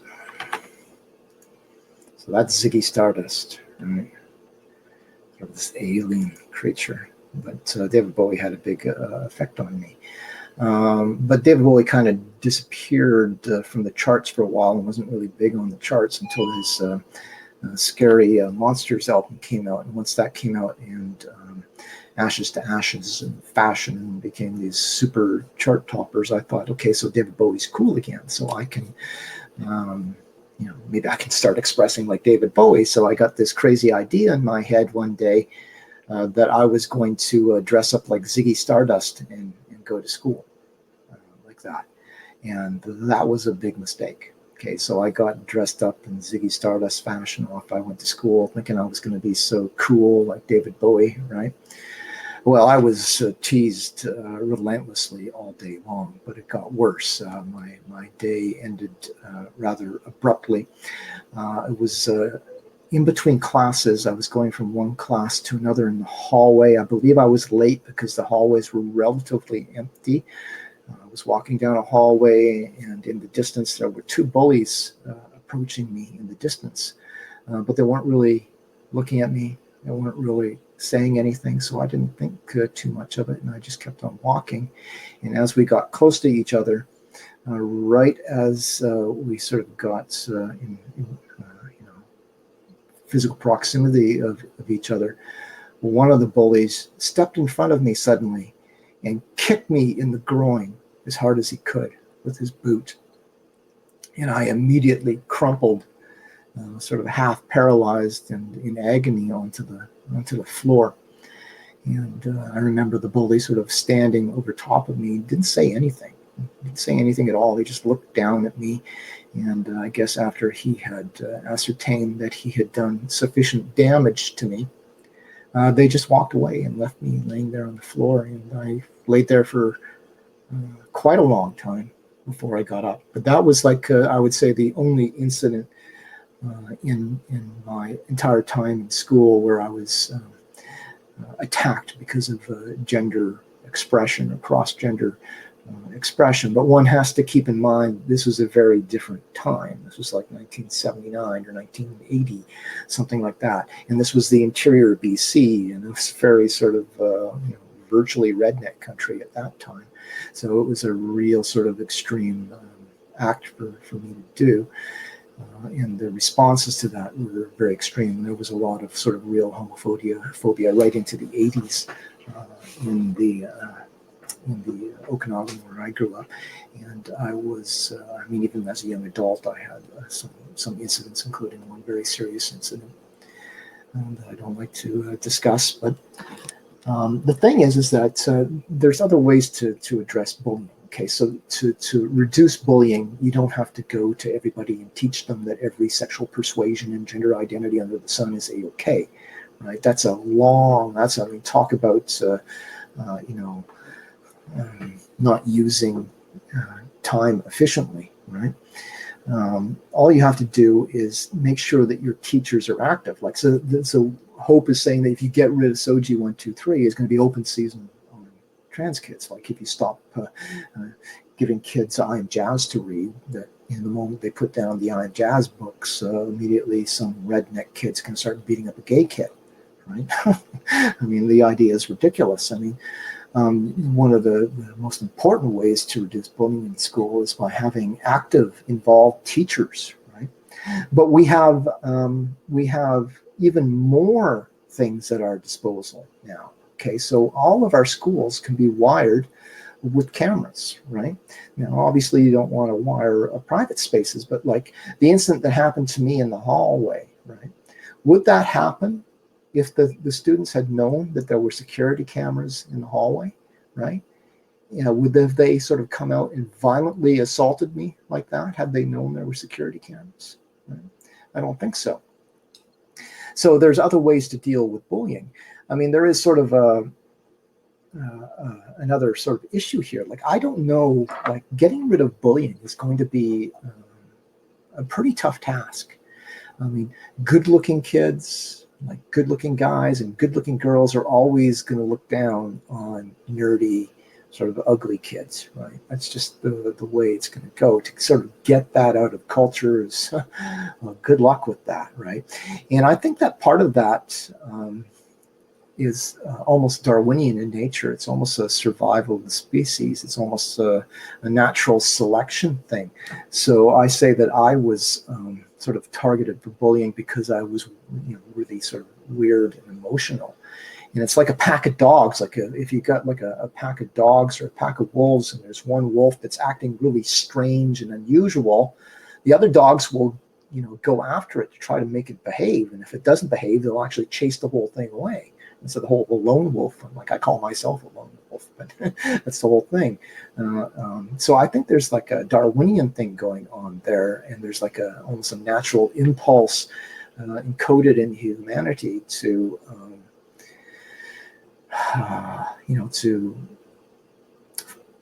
to promote the sort of most stable traits and best traits in humanity for the survival of the species. At least that's my theory. Now, that doesn't mean that we can't sort of overcome some of that maybe we shouldn't we should overcome some of that. So like Albert Einstein, not a good looking guy particularly, a real strange guy, yet he had a lot of valuable contributions to make to society. So maybe these sort of biologically pre-programmed responses to that which is unusual are things that need to be brought under control as much as we can. But I don't know that we'll ever be able to get rid of it completely. But there are other methods there. And if you talk to Barry Neufeld, for instance, he will talk about other programs that have been developed to reduce bullying. So the idea that we need SOGI to reduce bullying, I think, is absurd. Nerds became cool in the 80s. Revenge of the Nerds. I don't know about that, Adam. Maybe briefly. I think nerds became more cool once technology sort of took off. Then it became a little more cool to be a nerd. Okay, so let's go on. Let's see, do I have anything else? Let's go back to the screen here. Let's take a look at this. Okay, so to reduce bullying, right? This is from the lesson plan for I Am Jazz. Most people who were called a girl when they were born grow up to be a girl and then a woman. Most people who are called a boy grow up to be a boy and then a man. However, some babies are called a gender identity when they're born that isn't the right one. The baby is called a girl, and then she grows up to be a boy and a man. Right? So these that's their anti-bullying program, right? Indoctrinating and brainwashing and taking these contrary to reality absurd fairy tales and putting them in the minds of wounded young children like I was when I was young. That's supposed to be a brilliant idea. When you look at the effects of that and what's happening right now with all these kids transitioning and going onto these drugs and stuff, I don't think that that's a good thing. I think that is a criminal thing. And I think it needs to stop now. But let's go on to our next video clip here.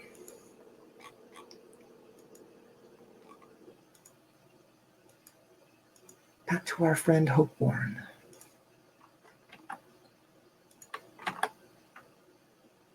Now. Are we not allowed to even discuss SOGI? We are. We did. It's not like this suddenly just came in. This was, you all didn't pay attention when they were putting this stuff, because they just don't pass this shit unilaterally without consent. They consult our community constantly. It's sort of like when the city of Victoria builds a new building. They just don't come in and build a new building. They put it up. They have to have consultations with the community. These things have to occur. And you had your opportunity. Okay, so that's, again, an interesting one worth listening to again. Are we not allowed to even discuss SOGI? We are. We did. It's not like this suddenly just came in. This was, you all didn't pay attention when they were putting this stuff, because they just don't pass this shit unilaterally without consent. They consult our community constantly. It's sort of like when the city of Victoria builds a new building. They just don't come in and build a new building. They put it up. They have to have consultations with the community. These things have to occur. And you had your opportunity. Okay, so basically what Hope is saying there is that this was an open process and there were consultations and people were invited to come in and give their inputs, and people like Josh, who I believe is a parent, just didn't take advantage of that, and too bad for you. About the only thing that Hope said there that was true was that our community was consulted extensively, right? And by our community, we'll say the LGBT. He's right. They were consulted extensively. In fact, let's go take a look at some of these claims about openness. So if we go to the government of BC, In their description of the creation of SOGI, you can see here, they say that the SOGI was created by the ARC Foundation in collaboration with the BC Ministry of Education, the BC Teachers Federation, University of BC, Faculty of Education, out in schools, 9 school districts, local, national, and international LGBTQ community organizations. So there you go. Extensive consultation with our community, as Hope calls it. It's the LGBT community. School districts across BC, educational partners, and virtual teams in other provinces. So yes, there was extensive consultation with the LGBTQ community, but who wasn't consulted was the largest single demographic in British Columbia, which was the Christian community. Not only the Christian community, but no sort of religious group at all was consulted, whether it's Christians or Jews or Sikhs or whatever. None of them were consulted at all. But they were bringing in LGBT consultations from all around the globe, you know. But local people who have different values and beliefs, they were not welcome at all, right? They like to try to say that parents were consulted, but the only way that you can sort of do that is like some of the PACs, and the PAC leaders were I think they were consulted. Like initially they didn't mention anything about that. They keep changing the history of SOGI. Now they're trying to suggest that the PACs were involved from the beginning. I don't know. But Hope is trying to make it look like it was some sort of grand open process, but it wasn't. So let's look at one of the early stories about when SOGI first appeared. So this is a story that came out in 2016. And you'll note that in the story here, when they talk about it, because SOGI was kind of snuck in when they made the changes in the BC Human Rights Code, they sort of announced at the same time a partnership with the ARC Foundation. And as the author of this story pointed out, it was a sudden, it's a sudden announcement. Vancouver West End MLA, Spencer Chandler Hebert, who's gay, declared that they had won. And he noted that the devil will be in the details. Indeed, the devil was in the details. But if you go to the ARC Foundation's website, so again, we've got Hope Warren saying that it was all open and inclusive. And for the longest time, that was the standard line from whether it was Rob Fleming or whether it was Glenn Hansman talking about SOGI, that it was an open process and nobody was hiding anything. And people just didn't notice or something. So Hope is just sort of regurgitating that same old line here. But recently, the ARC Foundation updated their website. And what did they say on their website about the early days of SOGI 1, 2, 3? Well, it says here that in the beginning, the ARC Foundation stayed in the shadows of SOGI 1, 2, 3. Our intention was to incubate the initiative. People collaborated in unprecedented ways. And then it started. Key advisors and educators at all levels told us we could not step away, that the space we created was now ours to keep. The ARC Foundation is now using its unique skills and position to explicitly lead and grow SOGI 1, 2, 3 in scope, impact, and geographical reach, not as educators, but as enablers. So again there, the ARC Foundation stayed in the shadows in order to incubate the initiative. Right. Well, that doesn't sound to me like a very open process. It seems to me like it's exactly what we have been saying all along, that was snuck in, right? But now they're sort of in the driver's seat and they are trying to drive this thing all across Canada and maybe more. I don't know. For those in Alberta, they should pay attention because we've got some updates here. What's going on in Alberta? So they note here that the ARC Foundation launched SOGI 1, 2, 3 as part of the SOGI Education Network in Alberta in September of 2017, and that was in Edmonton. The work plan for Calgary, because they've now come up with a work plan for Calgary, aligns with that already delivered in BC. Outside of Calgary, SOGI Educator Network, ARC, is working with other local collaboration funders to deliver SOGI 123 in Edmonton.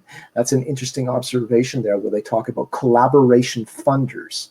So not that long ago, as a for instance, the Royal Bank gave $200,000 to SOGI 123. So corporate world is very involved in this. Everybody wants to make it out like this is some sort of left-wing communist conspiracy, but newsflash here, the Royal Bank is not a left-wing communist organization. They're about as capitalist as you can get, right? And they're just one of multiple funders of SOGI 123, including other banks and corporations.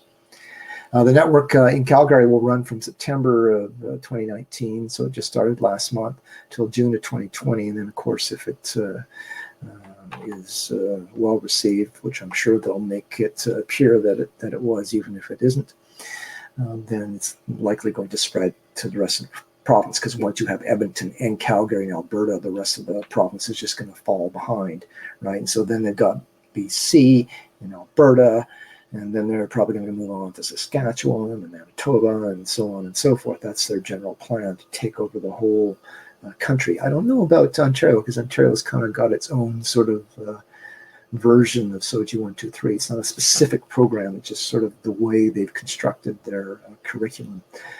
Although there was a bit of a rollback on the sex education, from what I understand, with the Ford government, although not quite as extensive as they led people to believe when they got elected. Apparently, they're still going to be teaching gender identity. That's all we have there. Yeah, okay. So there wasn't a lot of, the point of that is that there wasn't a lot of consultation, like Hope is trying to allege. I'd like to see proof of that consultation. I haven't seen any. I've actually been all over British Columbia, and I've talked in churches all over British Columbia, and I've talked to all kinds of religious leaders in British Columbia, and not a single one of them was aware of SOGI 123 or had anybody come to them and say, listen, we're creating this new pervasive educational program, and we want you to come and give your input and make sure that this isn't something that's going to be of a concern to you. Not a one of them was contacted to consult in that process.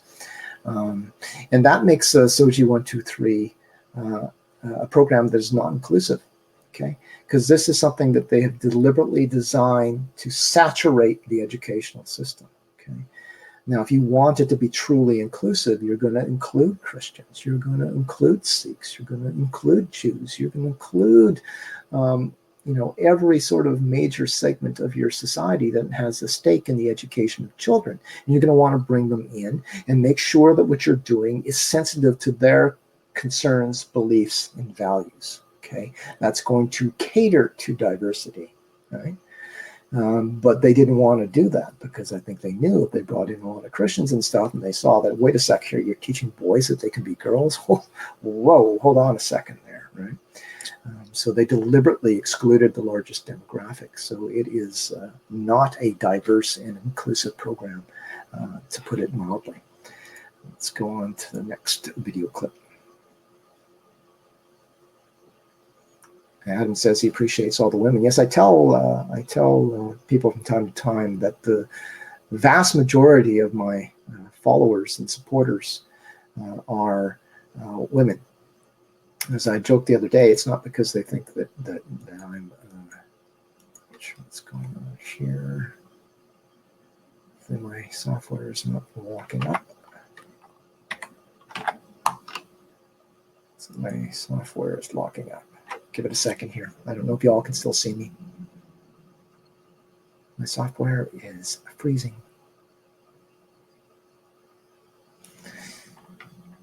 Let's see which one I was on. My whole system is freezing. Just fucking great. Can you still see me? Can you still hear me? I can't do anything on my computer. Let's give it a second. Just have a sip. I'll have a drink. Maybe you can still see me.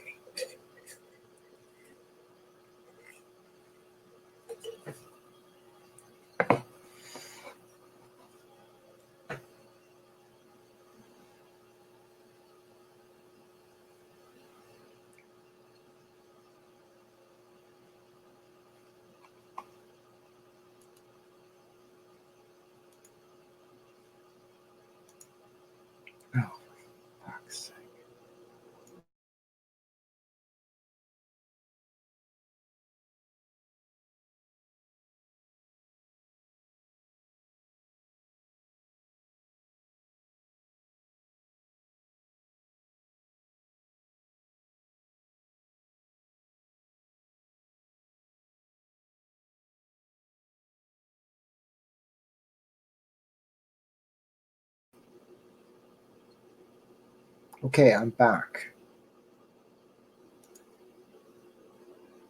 I think. Trying to get back. Everything's been reversed. Isn't that odd? 7. Okay. It seems like it locked up. Is it working again yet? Do you hear sound? Yeah. Sound check, Adam. Sound check. It is sound check at your place. Froze. Yeah, for some reason it froze. I'm going to be right back. So the sound's working? Okay. Video's working? Okay, we'll see if I can go on to my next clip then. Did it kick you off or did it just go black?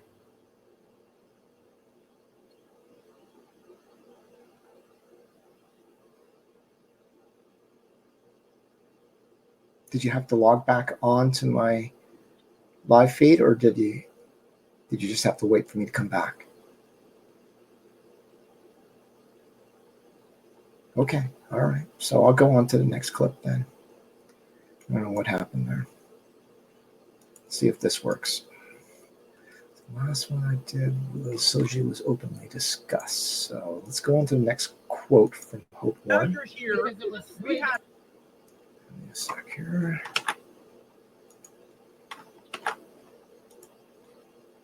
So now you're here. We had a response to the death and suicide rates and discrimination and bullying. This is empirical evidence. Okay, so now we've gone into this realm of ridiculousness where empirical evidence is being put before you, and you're saying, "Well, I just don't believe it." It's like a flat Earth situation. It really is. Like it really is. Like it's a flat Earth situation where you're like, I can see all the way down there. It must be a flat Earth. What's happening to our kids? And we came up with a solution. And when anybody comes here telling us that solution is harmful, that's harmful. And we're going to show up like we did. Well, Okay, let's do this one again. Take one more listen. so now you're here. We had a response to the death and suicide rates and discrimination and bullying. This is empirical evidence. Okay, so now we've gone into this realm of ridiculousness where empirical evidence is being put before you, and you're saying, "Well, I just don't believe it." It's like a flat Earth situation. It really is. Like it really is. Like it's a flat Earth situation where you're like, I can see all the way down there. It must be a flat Earth. What's happening to our kids? And we came up with a solution. And when anybody comes here telling us that solution is harmful, that's harmful. And we're going to show up like we did. Well, the one thing you can say about, or the one thing I will say about Hope Warren is that at least he's smarter than Morgan Auger. And he's kind of entertaining. He's a little bit witty and he's kind of quick on his feet. So you can say that about Hope Warren. Morgan Auger is like about as entertaining as a dementia patient in a convalescent home. But Hope is actually fairly quick on his feet. He comes up with ridiculous but entertaining analogies. Yeah, conflating it with the flat Earth, right? Let's just see here. So what he's doing there is he's talking about the suicide stats. So we had the stats on violence and we had the stats on suicide. And this is one of the cards that they like to play. And it's a necessary card for them to play. And it's a card that the entire transgender community is aware of. Okay, so they say they had the stats on suicide. The stats that they had on suicide are all self-reports. Okay, a true scientist will tell you that self-reports are interesting. They may be informative, but they have to be contrasted against forensic data where that forensic data is available. But even though the forensic data is available on suicide, the promoters of SOGI 123 deliberately exclude it. And this is a global thing. So you look at all of these studies on transgender suicidality, and you'll see that none of them look at forensic data. They don't even look at it. Okay, and that should be a red flag to everybody. So why are all these researchers deliberately avoiding the forensic data? There's a reason for that. That's because they're using this as, in my opinion, an emotional blackmail card, because they need to break a standoff. Okay, so we have previous science that shows, for instance, that if you take what they call a gender dysphoric kid, so they would have classified me as a gender dysphoric kid because I was sort of obsessively, compulsively feminizing myself as a child. So we would say, okay, that's your gender dysphoric kid. Now, what the studies have shown is that if you take these gender dysphoric kids and you don't nurture that dysphoria, so you don't encourage them to cross gender lines, right? You either discourage them or just don't intervene in a positive way at all. If you just do that, in 65 to 85% of cases, they will grow out of it and just go on to accept their sort of gender expression that aligns with their biological sex, right? But if you take that same child and you nurture that cross-gender expression, encourage that cross-gender expression that they're doing with SOGI 1, 2, 3. In the majority of cases, they will stay with that transgender identity. So the experts are no doubt aware that what they're doing with SOGI 1, 2, 3 is actually encouraging transgender expression, and we are seeing this reflected in the stats that are coming out of the Tavistock Institute, for instance, which is showing, over a 5 or 6 year period, of 5,000% increase in transgender expressions, because it's in all of these schools now, and they're reinforcing it. But you've got sort of a situation there. So you've got sort of the one side of the equation who are saying, okay, so if we don't encourage them, they're just going to grow out of it, and then they won't go on to use all of these drugs and maybe have surgery and stuff. So that sounds pretty good, right? Let's not encourage it, let them just grow out of it, right? And then you've got this other side who knows that if you encourage it, that they're going to stay with that transgender identity. How does that side to encourage them to go onto this path that leads to drugs and stuff? How do you get over that hurdle and make that something that's a viable, not only a viable, but maybe even a necessary option to get rid of this 65 to 85%? Well, the solution is suicide. Okay, suicide becomes the emotional blackmail card. So you say to these other people who are saying, let them grow out of it, no.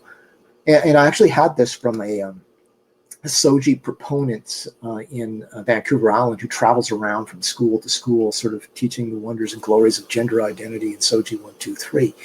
And she talked about this too. And she uses this scare tactic. So I saw her, I forget what her name is, but she was saying, that she gets this from kids frequently, or from parents of kids who are dysphoric, that the parents will say, well, we don't want to sort of encourage them. We just want to sort of let it pass and let them grow out of it. And then if they want to do it still when they're an adult, that's fine. And her response, she said that her response to them was, well, how do you even know that your children are going to live to be adults? Okay, so that's that emotional blackmail card, right? And they're getting the power of the emotional blackmail card from all of these studies that are being produced by people with conflicts of interest with the pharmaceutical industry, which is one of the things I look at in my presentations. And I believe it is one of the reasons why I don't get platformed anywhere. Okay, so Megan Murphy's out there complaining a whole lot about being silenced and censored. As far as I know, Megan Murphy's never been silenced. Especially in public venues. I cannot think of one public venue where Megan Murphy has not actually been able to talk. There has been, like what's going on in Toronto, people complaining about it, right? Like people complained about me talking at UBC, but I don't know of any single incident where Megan Murphy's actually been prevented from talking in a public venue.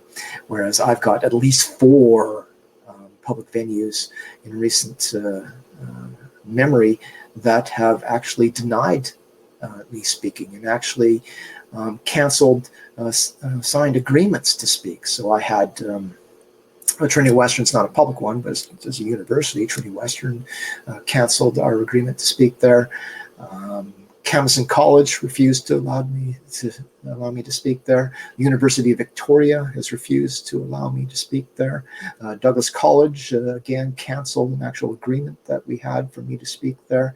So in these cases, I was actually silenced, but no one ever covers this. The media never covers this in a critical way. What I mean by the media is what I would call the fourth estate, or what's supposed to be the fifth estate, which is media who are supposed to be critical of sort of the mainstream ideas and stuff.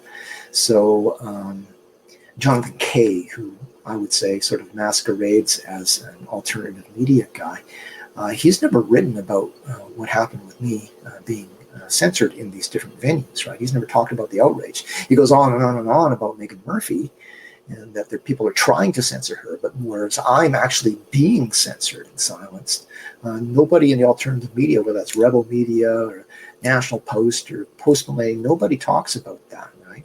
I believe the reason for that is because I talk about two things that aren't supposed to be talked about, well, maybe three, but one is the involvement of the pharmaceutical industry. So if you look at what Meghan Murphy talks about, she doesn't go after Big Pharma, right?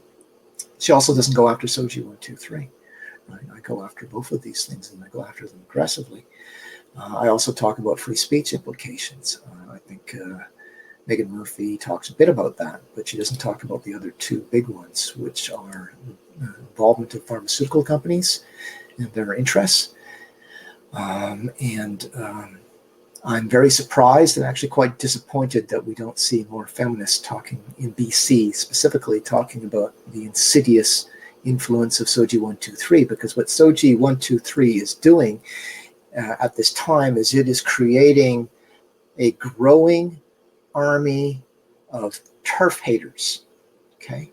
So trans exclusionary radical feminists are being demonized in our schools, and there's an army of turf haters being created, while a lot of the feminist leaders don't even look at SOGI 1, 2, 3. They keep talking about, Meghan Murphy's man is not a woman, which is something that I agree with. But there's other issues going on here that are very dangerous. SOGI 1, 2, 3 is very dangerous to protecting women's rights to privacy and stuff. And I sure wish feminists would focus on it. The other big thing, of course, is the pharmaceutical industry, which, of course, next to the military-industrial complex, is the next wealthiest industry in the Western world. And they make, billions and billions and billions and billions of dollars, and they stand to make billions of dollars in this whole transgender thing, too. But I'm really the only person who's going after the pharmaceutical industry aggressively. But nobody will platform me. I don't expect the mainstream press to platform me. Okay, so I don't expect the Globe and Mail and CBC and CTV and all these people to protest me. They're part of the establishment. They're understood to be part of the establishment, right? So I don't expect them to cover me in a positive light anyway. They do cover me sometimes in a negative light, right? So the UBC thing, I was all over the media, but it was always in a negative light, with maybe one or two exceptions. And one of them was on CKNW. Poor guy who was sort of giving me a fair shake. His voice was cracking when he was doing the show, because it sounded like he was nervous to be supporting me. But so I don't expect the mainstream media to be platforming me in my message. What I do expect is people who build themselves as rebel media and alternative media to cover what I'm talking about. Okay, because what I'm talking about is serious and it needs to be looked at. But whether you're talking about the Post-Millennial, or you're talking about the National Post ridiculously builds itself as an alternative media outlet. And Adam will remember that. Adam was that sort of a secret talk that I did in Victoria that featured one of the National Post's preeminent, if he was a professor, you'd call him a tenured reporter. And he had this ridiculous notion that the National Post was some sort of alternative media outlet. It's ridiculous. And he said this reporter for the National Post also characterized himself as left-leaning, right? And that he'd never written a conservative word in his life. Meanwhile, almost everything that came out of his mouth at that meeting was pro-establishment conservative. It's like, okay, whatever, dude, right? But regardless, like outlets like Rebel Media and Post Millennial and some of these other alternative media, big alternative media outlets, I expect them to cover me. Okay, so Jonathan Kay, Barbara Kay, some of these other people who write for these big media outlets, I would expect them to cover me if they're true rebel alternative media, but they don't. Okay, they don't. And I believe the reason for that is that our alternative media, for the most part, is just as corrupt as our mainstream media. Okay, so there's a certain range of debate that's allowed. So Meghan Murphy gets the coverage because she doesn't go outside those boundaries. She doesn't look at the pharmaceutical complex. She doesn't really tear apart SOGI 1, 2, 3, right? And critically, she never utters, what is the name in Harry Potter? The name that shall not be spoken, Voldemort or whatever, right? I'm like Voldemort. Jenn Smith is a name that shall not be spoken. So if you go to the Feminist Currents website, and this is interesting because Meghan Murphy and I both live in the same province. We both address the same issues, transgender issues, right? We both are battling to be heard in public forums and being sort of countered by the other sides. And yet, if you go to Meghan Murphy's Feminist Current website and you do an exact search for Jenn Smith, you will get a grand total of 0 hits. 0. Okay, you'll get no discussion of SOGI 1, 2, 3 either. Okay, so she stares in a very narrow range of discussion, and that's why she gets covered by this so-called alternative media. She's your official hero who's addressing what's allowed to be addressed. That's my argument anyway. There's other people like that too, like Jordan Peterson, for instance, but we won't get into that because there's so many Jordan Peterson fans out there, and oh my gosh, if I offend the Lobster King, I'll never hear the end of it.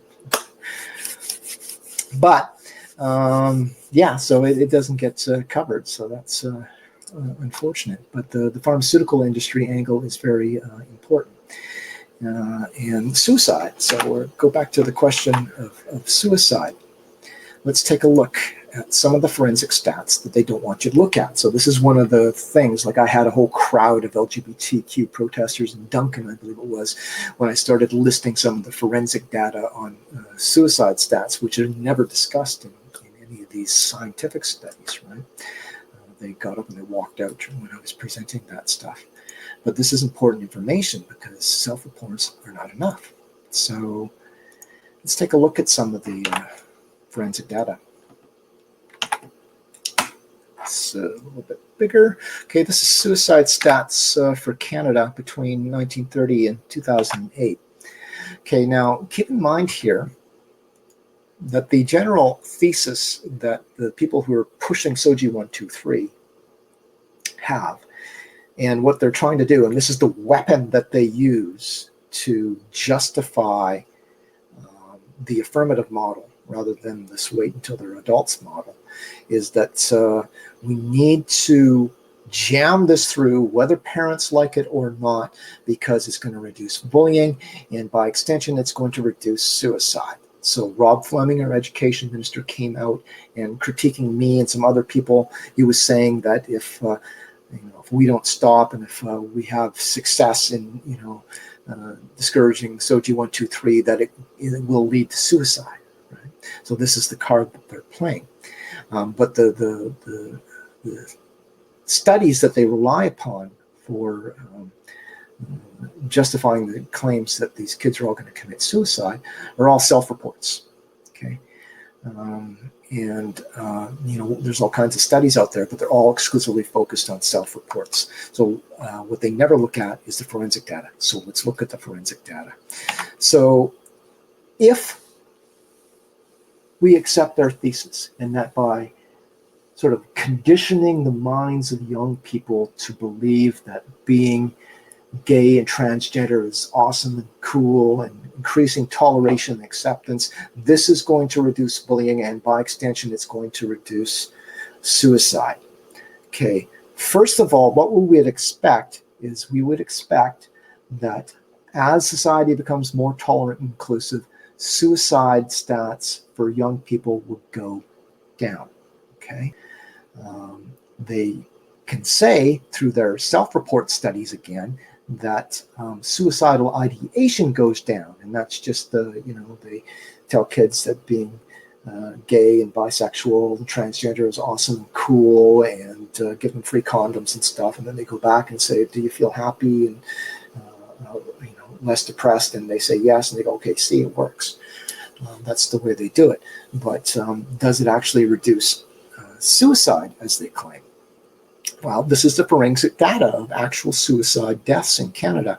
This one here is just for males. But males are the most suicidally inclined anyway. And what we're interested in here is this line right here, which is the age of 15 to 24. We'll address the under 15 shortly, but the primary suicide group for teenagers, which is sort of the lowest demographic for suicides of any age group, is the 15 to 24 age group. Now, as you go back in time from, say, 2008, you'll see that suicide is actually much lower. Like, you would expect that if all of these gay people and transgender people are being forced to stay in the closet and not able to express themselves under the prevailing thesis by the SOGI proponents, we would see suicide increasing as tolerance decreases, right? But that's not what we see. Suicide actually goes down. Now, you might want to say that there's socioeconomic factors, and that may or may not be true, but I mean, I'm not sure exactly to what extent social economic factors are going to play. So are they saying that rich LGBT kids shouldn't be suicidal? Is that the argument? Is there stats to back that? I don't know. But in any case, as we go up in time, as it becomes more and more, of course, right into the 2000s here, as we got into that, LGBTQ toleration stuff is at an all-time high, and yet suicide rates is way up high too.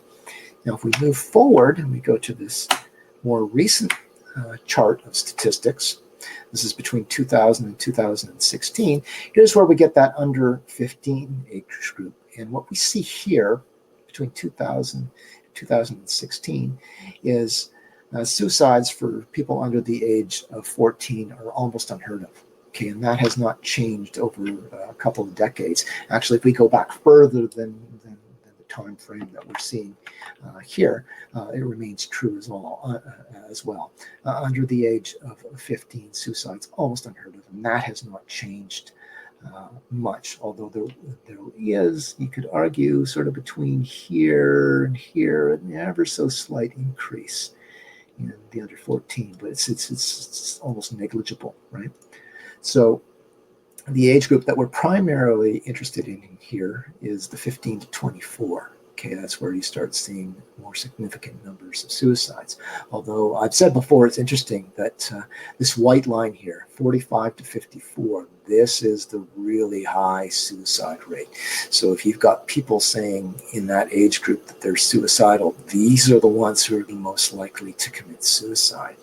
And that just happens to be the age group that I'm in, which is interesting because all these love and inclusion people who are so bent on reducing suicide have actually told me that I should do the LGBT community a favor and kill myself, right? And they shower me with constant hatred and stuff too, right? Yet I'm in this extraordinarily high suicide rate. So much for their love and inclusion, right? But if we look at the 15 to 24 age group, again, if we go back to 2000, as we move forward in time, suicides go up to 2016. They're on the increase. And this is true in Canada, and it's true in the United States as well. Now, that's counterintuitive. I mean, we've got sort of a fairly narrow window of time here. The socioeconomic differences between 2000 and 2016 are not as extreme as they would be, say, between 2008 and 1955. It's more sort of consistent. But still, we see this increase in suicidality, right? And yet it's become more and more accepted. And for a very long time now, the pre-SOGI programs like the Gay Straight Alliance and out in schools have been around working feverishly to support LGBT students and to increase toleration and acceptance. They've been doing that for a long time, long before SOGI 1, 2, 3. Despite their efforts, suicide for that age group still keeps going up. Right? But we would expect that it should be going down. And as we go back in time and toleration decreases, that it should go up. But it's a complete opposite of what they're maintaining. Now, I am not suggesting that we shouldn't treat kids who are reporting suicidal ideation seriously. We should. Anybody who says that they have suicidal inclination should get the counseling and support that they need. Okay, whether or not we should be going to young, vulnerable kids like I was and say, okay, you're gender dysphoric, so just to make sure you're not going to commit suicide, we're going to change you into the opposite gender, right? Put you on the path for all these drugs and stuff. That's a whole different story. But the thing is that the transgender community is aware that this is a way to get things that they want. I mean, it's just a fact. They're just aware of that. I could give you a bunch of examples of my conversations with young trans people who are using the suicide card as a methodology to win arguments and stuff. But we saw this from Dr. Wallace Wong, BC's premier gender psychologist, and he basically admitted this in one of his talks recently, that if you're transgender and you want to get the therapy and you want to get the prescriptions and stuff that you need as a transgender person, the best way to do that is to, in his words, pull a stunt. Suicidality, he says, every time that's what works, and it gets you what you want. But this is an old technique, right, that goes outside the transgender thing. So psychologists have been aware for a long time that the suicide card is something that teenagers use as a weapon against their parents and other people to get what they want. It goes beyond that too. So the suicide card is used in abusive relationships too.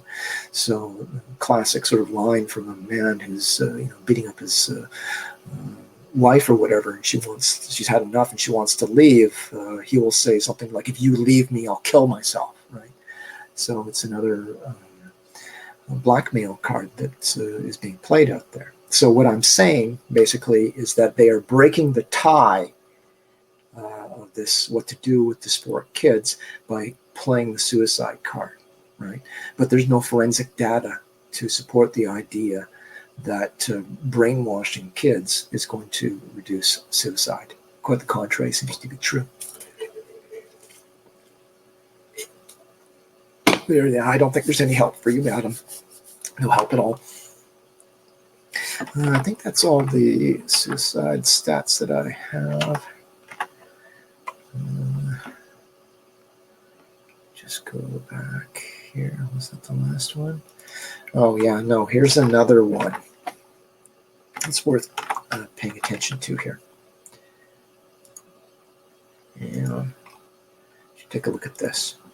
So there's no evidence, no forensic evidence to support the idea that brainwashing kids into accepting every gender identity and sexual orientation under the sun as normal and awesome and cool is going to reduce suicide. No forensic data to support that.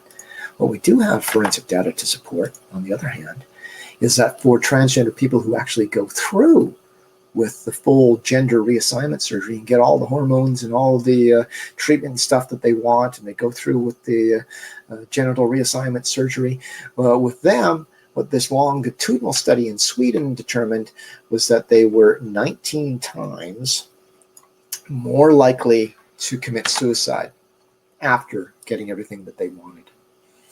Right? So there's some forensic data for you, but they're not going to want to talk about that. Okay, let's go on to the next clip. This is turning out to be a lot longer than I thought, but I tend to go on sometimes.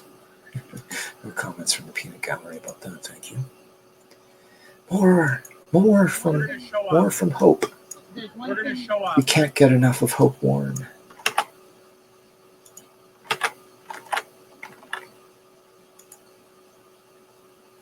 Wait, I think I did that wrong. Let's do it again. I'm learning this software gradually. Okay, here we go. Hope Warren. We're going to show up and make sure that you understand that, You guys didn't just show up, you shut it down. We are not. This is not shutdown. We No, because the difference is that the police I'm having the police. We both know that there was many police in the room in Oak Bay. If we're talking about Oak Bay, we both know there was many police in that room. and they didn't do their job. They when you talk, they brought. I'm gonna get drawn into that shit. Hope seems to know a lot about what happened at Oak Bay. Let's listen. We're gonna show up and make sure that you understand that, like, But you guys didn't just show up, you shut it down. we are not. This is not shutdown. We No, because the difference is that the police I'm having the police. We both know that there was many police in the room in Oak Bay. If we're talking about Oak Bay, we both know there was many police in that room. and they didn't do their job. They when you talk, they brought. I'm gonna get drawn into that shit. No, of course, Hope is not going to allow himself to get drawn into that shit. No, because the truth will not be friendly to him. As far as I've been able to ascertain, there were 2 undercover police in a room that was jam-packed with people. I didn't do an actual count. I think there was over 100 people in there, and there were 2 undercover police officers who, even when things were sort of getting out of hand and Chris summoned them to come forward, they did nothing, right? There may have been 3, but there's only 2 that I've been able to confirm who were in the room. They're undercover, and they pretty much stayed out of everything until the uniformed officer showed up later because everything was getting out of hand and the fire alarm had been pulled and stuff. So he's lying about that, and he doesn't want to get dragged into, doesn't even want to get into that shit. Of course he doesn't, because they shut it down, and he was a key person in the shutdown of my talk about Bay. Like, I should almost send a bill to Hope Warren to pay for my losses that I suffered over the Oak Bay fiasco. Let's go on to the next one here.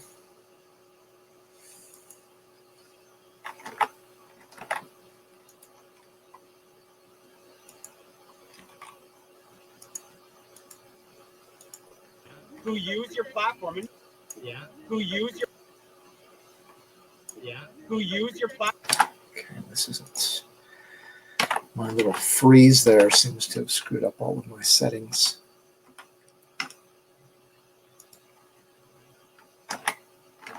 Platform, and you have a platform. You're using it to propagate, hateful rhetoric towards kids. Like, shake your head. Imagine if you have grandkids and one of them's trans, and they find out about your history. How ashamed are you going to be? Right? They're going to look up at you. Are you identify as male? You are he, him pronouns? Yeah. Okay, so right. So they're going to look up at you and say, Grandpa, how could you not believe that? Or how could you do this? How could you totally want to push us back?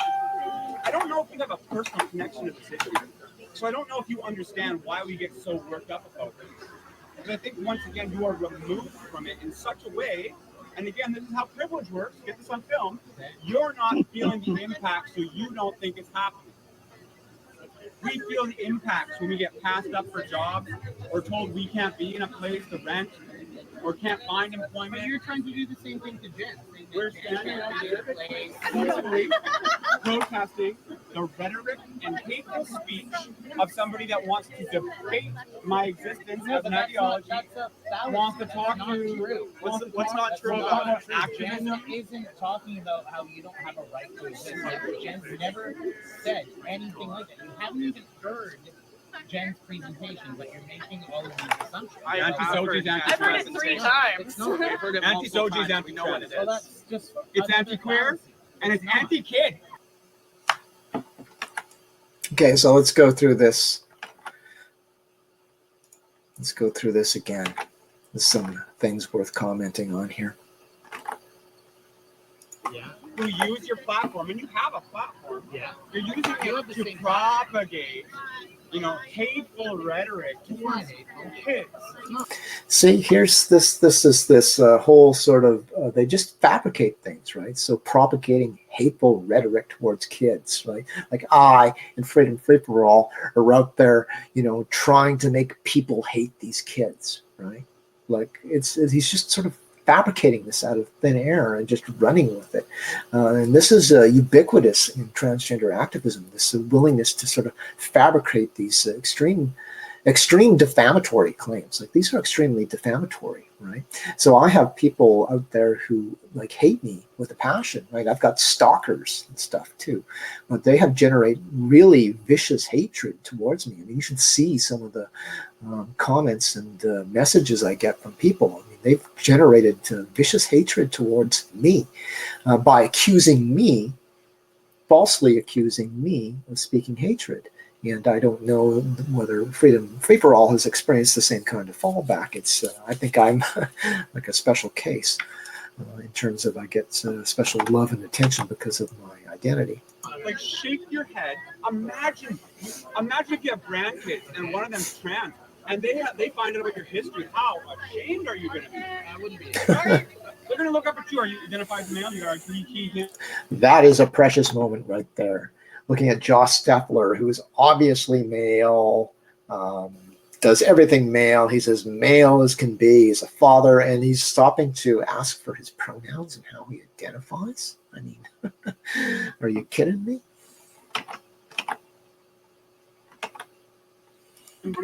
Yeah. Okay, so right, so they're gonna look up to you and say, Grandpa, how could you not believe that, or how could you do this? How could you want to push us back? I don't know if you have a personal connection to this issue, so I don't know if you understand why we get so worked up about this. Because I think once again you are removed from it in such a way, and again, this is how privilege works. Get this on film. You're not feeling the impact, so you don't think it's happening. We feel the impacts when we get passed up for jobs or told. Pass up for jobs, Hope. Well, if you go to a job interview dressed up like that, I'm not sure I'm going to be able to place too much fault on your employer for passing you up for employment. Okay, you have to dress a little conservatively and stuff.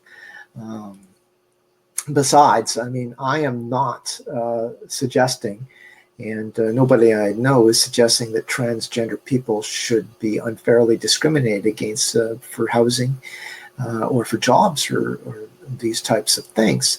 We're talking about SOGI 123 and brainwashing kids. This is a whole different issue. You know, putting men in women's prisons and stuff like that. That's not what we're, I mean, that's what we're facing or focusing on in this case. So he's sort of off on a tangent here.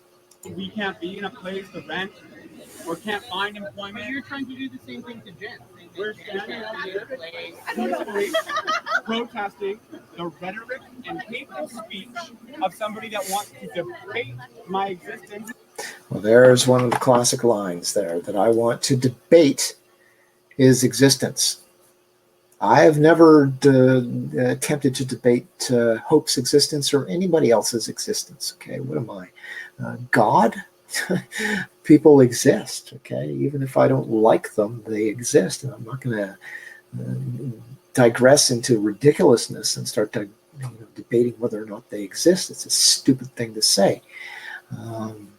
Or their right to exist. They've got a right to exist. Anybody can sort of live as they want, love as they want. I don't really care. I've never debated that. It's just another fallacious claim that Jen debates our right to exist. Jen expresses as transgender, okay? So this has become part of my identity, and I don't want anybody telling me that I can't express as I want, that I can't wear big pretty earrings if I want, or grow my hair long, or wear sparkly shirts, right? I don't want anybody telling me that type of stuff. So I'm not debating anything like that, yet they're making out like it is, or like I am. As an ideology, wants to talk to what's not true about action. Jen isn't talking about how you don't have a right to exist. Like, Jen's never said anything like that. Never. You haven't even heard Jen's presentation, but you're making all of these assumptions. I've heard it 3 times. Okay, so now we have somebody in the peanut gallery over there, a girl saying that she's heard my presentation 3 times, as if Hope's claim that I'm debating transgender people's existence is validated by the fact that she has heard my presentation 3 times. She, incidentally, is part of a group of young people who I really think have graduated to the status of stalkers of me. Okay, so she already admits that she's been to 3 of my presentations, and I know the group that are there or were there on that evening there, and their whole agenda was to follow me around, to go into my presentations and be a disruptive force. That was their whole agenda. Now, I found these people actually kind of interesting because they followed me all over Vancouver Island, and they followed me again there to Victoria. And I remember when I saw them for I guess it was this, I think it was the second time, or no, maybe it was the third time on Vancouver Island. I saw them, and they were all there, and they traveled all over the island. And I was thinking to myself that here I've spent all of this money traveling all over the island, renting hotel rooms and stuff, and buying meals and stuff. And I see them there all the time, and they've been traveling, and they've got takeout food that they're taking into my talk. And sometimes they're not even respectful enough to, listen to me without having a meal, apparently. They've got all this expensive food. I think, well, where do these young people get all of this money to follow me around all over the island all week long, buying expensive takeout food and stuff, and presumably staying in hotels and that type of stuff? Maybe they stayed somewhere else. I don't know. But the fact that she went to 3 of my presentations does not validate Hope's claim there. Anti-SOGI is anti-trans. Well, that's just It's anti-queer and it's anti-kid. Yeah, that's a gross simplification and reduction. Adam addresses this very well in some of the upcoming clips.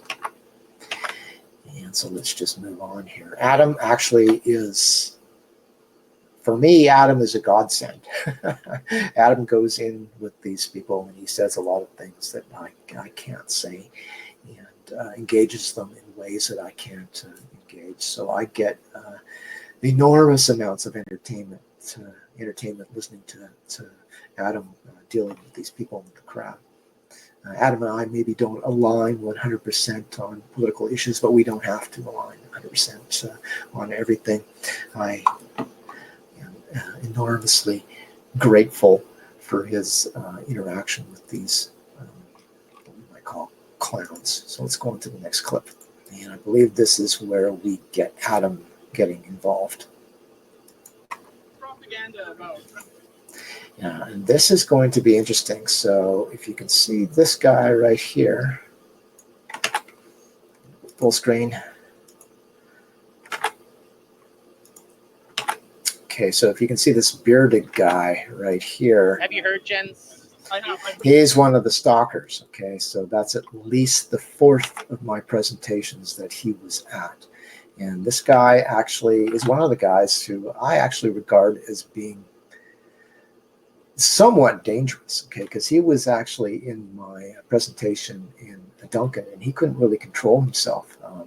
I had warned him before the presentation because they had been a bit of a disruptive force in Campbell River. When they showed up in Duncan, I said, okay, listen, you guys want to be here again, that's fine if you want to be here again, but I don't want you to be disruptive and constantly interrupting me, because it's, my presentation as long as it is, and it's, disrespectful to everybody to keep interrupting me. It makes the presentation longer. So I had warned them ahead of time that I didn't want them interrupting me, and that if they did interrupt me, we would ask them to leave. Now, fortunately, in Duncan, there were a couple of police officers on the premises there. And of course, he just couldn't control himself. He just kept interrupting me and being a disruptive force. So eventually we asked him to leave. But when we asked him to leave, he just sort of, he got seriously angry. And I don't remember exactly what it was, but he violently slammed the door or banged the wall, this huge bang that caused everybody in the room to jump. So he's got like an angry streak in him about what he's doing. So this guy I regard as kind of a dangerous stalker. And there he was. So he's going to have some words, and Adam mercifully engages him in a way that I greatly appreciate. So let's listen. What's propaganda about? Have you heard Jen? I have. I've heard it 3 times. I've also read some. So then you know it. Pretty much everything that person just said was propaganda. Not necessarily. I think Jen does. What is it? Anti-SOGI is anti-trans. That's propaganda. That's complete and utter propaganda. I am against some facets of SOGI, not all, but I'm certainly not anti-trans. So, propaganda. Propaganda. Anti-SOGI is anti-trans is propaganda. I'll be right back. That's all it is. I mean, when So- you're looking at like the sorts of evidence from the World Health Organization, the American Medical Organization, when you go on Google Scholar, Yeah. there's over 3.5 billion studies regarding gender expression. Okay, so there's some interesting things there. This is worth listening to again. What's propaganda about? Have you heard Jen's? I have. I've heard it 3 times. I've also read some. So then you know it. Pretty much everything that that person just said was propaganda. Not necessarily. I think Jen does. Like, what is it? Anti-SOGI is anti-trans? That's propaganda. Well, I think that there is an That's complete and utter propaganda. I am against some facets of SOGI, not all. Just like me, I'm against some facets of SOGI as well. SOGI 123, the vast body of SOGI 123, most of the material that I've looked at is relatively benign. But as the analogy I used earlier, if you got a relatively healthy body and you've got some cancerous tumors there, you better focus on it. And that's what I do. I focus on those cancerous tumors that I think are dangerous. But I'm certainly not anti-trans. So, propaganda. Propaganda. Anti-SOGI is anti-trans is propaganda. I'll be right back. That's all it is. I mean, when So- you're looking at like the sorts of evidence from the World Health Organization, the American Medical Organization, when you go on Google Scholar, Yeah. there's over 3.5 billion studies regarding gender expression. Okay, that last comment is priceless there. There's 3.5 million studies on gender expression from Google Scholar, apparently. That is a ridiculous assertion. Okay, so I'm aware of all of the major studies on transgender identity and expression. And there's not 3.5 million. Okay, if you go to Google Scholar and you type in the word gender and expression, you may get 3.5 million documents, but those are just going to be documents that feature those 2 words somewhere, not necessarily have anything to do with gender expression. Excuse me. There's not that many, so that's just like sort of a ridiculous claim. And as if saying, well, there's 3.5 million studies, so that just validates it. Like, as if that would validate that our society had gone mad and was like hyper obsessed with gender expression if they'd done 3.5 million studies. There's not that many studies. And studies, we have to clarify here too. When you go to Google Scholar, that's going to bring up all kinds of papers that are not necessarily studies. They're largely opinions and analysis and reviews of various different things. What I regard as a study is going to be some sort of scientific study that's designed to draw certain conclusions based on evidence. That's what I call a study, not somebody's sort of opinion about things, which might be valuable, but it's something totally different. Okay, let's go on to the next one here.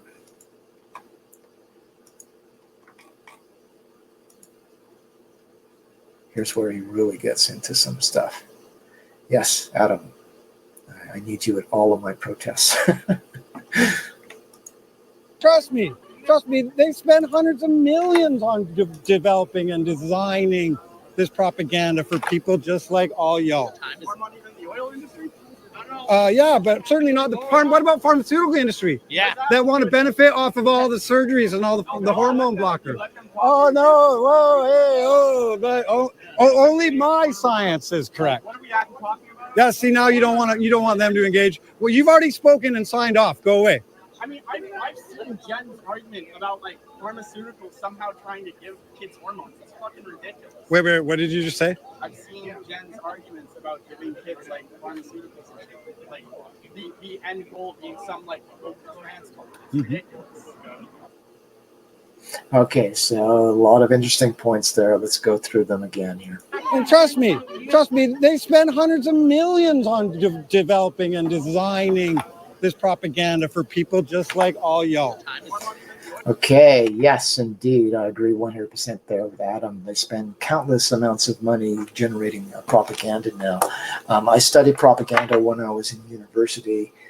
going on 20 years ago now. And at that time, when I was still studying propaganda in university, I came under the distinct impression that what I call the science of propaganda had gone underground. And I continue to believe that to this day. I believe that propaganda has become a weapon of state, which is designed to control us, because in a free society, people tend to be the biggest threat to the state. So I believe that this has become a weapon of the state. It's now a secret science, and I believe it's covered by national security protections. That's what I believe. I can't believe that. I mean, I can't prove that, but that's what I believe. Yeah, but certainly not the farm. What about pharmaceutical industry? Yeah. That want to benefit off of all the surgeries and all the hormone blockers. Oh no! Whoa! Hey! Oh! But only my science is correct. What are we talking about? Yeah. See, now you don't want them to engage. Okay, now that part there I find actually very interesting. Okay, so Hope Warren, who's very involved in sort of allowing things to go on there for a bit. The moment we start talking about big pharma, suddenly Hope Warren doesn't want any conversation. Just let them talk. Let's not talk about big pharma, right? I found that very interesting that he didn't want to talk about big pharma. And that's because I believe it is one of the issues that is verboten. So as I've told people many times before, I didn't start getting massive pushback from the establishment until I began talking about pharmaceutical corruption. And there, even at the street level there, when you're talking about big pharmaceutical companies, you got Hope Warren, who is like a ringleader, really, for a lot of these protests. When the subject comes up, he doesn't want them discussing that. You've already spoken and signed off. Go away. I mean, I've seen Jenn's argument about like pharmaceuticals somehow trying to give kids hormones. It's fucking ridiculous. Wait. What did you just say? I've seen Jenn's arguments about giving kids like pharmaceuticals and shit. Like the end goal being some like transplant. Ridiculous. Okay, so Jenn's ridiculous arguments about pharmaceutical companies, right, and creating a trans cult. Now, I believe there is a kind of trans cult that has emerged, and the people at the top sort of driving the transgender agenda, I believe, are multitaskers. So saying, okay, this is the end goal. The end goal is creating a trans cult. That implies that there's only one goal. I believe there's multiple goals at work here. And the trans cult may in many ways just be an outgrowth of what is happening. Certainly in my essay that I wrote, Synonym, Brainwashing Game and Modern Transgender Activism, I think I established there that there is a cult psychology at work in transgender activism. And it has, the new sort of transgender cult has sort of unique dynamics to it that are contrary to what has existed previously in cult psychology. It's still there, but it's like the anger and disenfranchisement of the outcast has been redirected. In the past, outcasts, for instance, directed their sort of anger at the status quo, the establishment and the state. Now it's been turned towards opponents of the state. So there is that unique part of it. But to say that the goal of the pharmaceutical companies is to create a transgender cult, that's not what my thesis is. Okay, my thesis is that pharmaceutical companies, for the most part, are out to make money. Okay, so the chief executive officers of pharmaceutical companies have actually a legal obligation to maximize profits for their shareholders. Okay, so that is their goal. Okay, so their end goal is to make profits, and they don't care about kids. Okay, and we've got lots of evidence in that regard. So let's just look at how ridiculous some of the material is.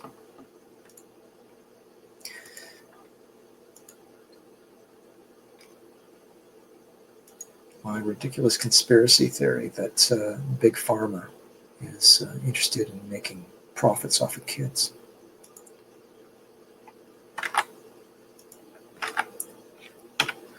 Okay, so what role does Big Pharma play in this whole transgender thing?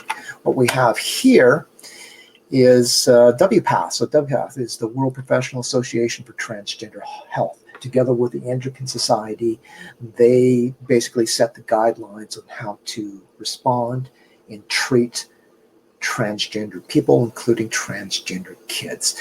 They have, for the most part, tried to keep their funding sources as private as possible. Some time ago, they had a big conference, though, in which they had a list of the people or the companies who had made the conference possible. So they listed all of these different companies. And how many of these companies who were funding this WPATH initiative, how many of these companies do you think stood to benefit financially from transitioning of kids? Well, I will show you how many. I will highlight them all. Boom, right there, all of those companies. And that's just the ones that I was able to ascertain. The ones that aren't highlighted there may have financial interests in transitioning kids, but I could not detect any of those. I went through each of these companies individually that I've highlighted and was able to ascertain that they could benefit from transitioning kids financially. It's one of these facts that people don't want out there. Here's another thing worth looking at. So I talk about corruption in a big, in science, the medical pharmaceutical research establishment, corruption there. But before I show you and sort of analyze those stats, let's just go to something else I have from...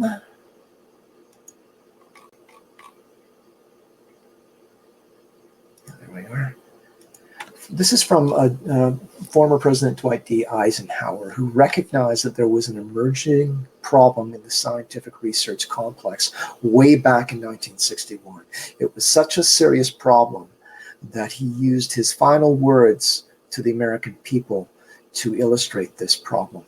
A lot of people will remember Eisenhower's farewell address for him warning about the emerging power of the military-industrial complex. Right? That's what people remember most. But actually, his final words was warning people about emerging technological elite, moneyed elite in the scientific research community. Right? Those were his final words. So let's just listen to that. The free university, historically the fountainhead of free ideas and scientific discovery, has experienced a revolution in the conduct of research. The prospect of domination of the nation's scholars by federal employment, project allocations, and the power of money is ever present. The power of money. And is gravely to be regarded. Yet in holding scientific research and discovery in respect, as we should, we must also be alert to the equal and opposite danger that public policy could itself become the captive of a scientific, technological elite. It is the task of statesmanship to mold, to balance, and to integrate these and other forces, new and old, within the principles of our democratic system. We want democracy to survive for all generations to come, not to become the insolvent phantom of tomorrow. Okay, so he was so worried about the emergence of this technological elite, moneyed elite, or money-influenced elite, that he thought it would be a threat to democracy itself. And I agree. I think that's what we see happening right now. So right now, whenever somebody wants to justify some sort of program like the brainwashing of these kids, they're always appealing to experts, right? And that's that technological elite there. But he recognized this was a problem way back in 1961. Now let's go back to that chart that I was going to show you, just to sort of give you some more stuff for my ridiculous theory about scientific pharmaceutical corruption. Okay, so what are we looking at here? What we're looking at here, and you want to focus on the red bars there, is the growth of pharmaceutical scientific research corruption between 1977 and 2011. And you can see here that it's going up and up and up and up, and it has gone through the roof.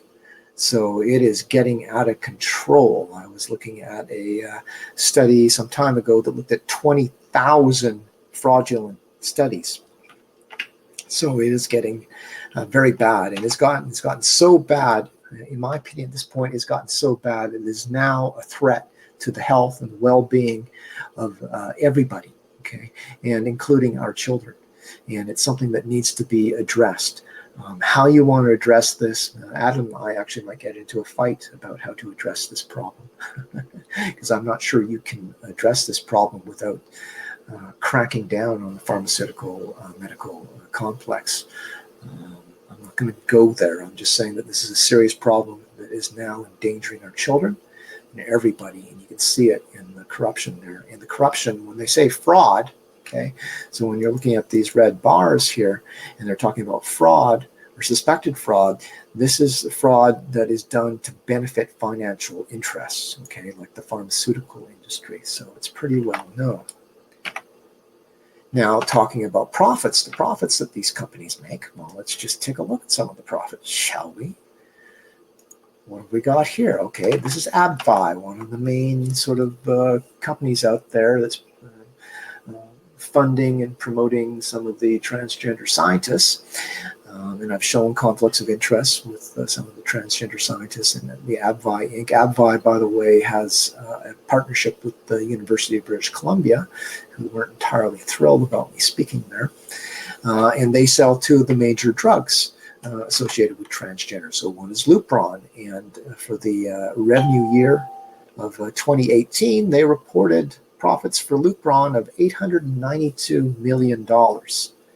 Androgel is one that they give to girls who want to be boys, and it's used by them quite a bit. It's a topical gel for masculinizing them.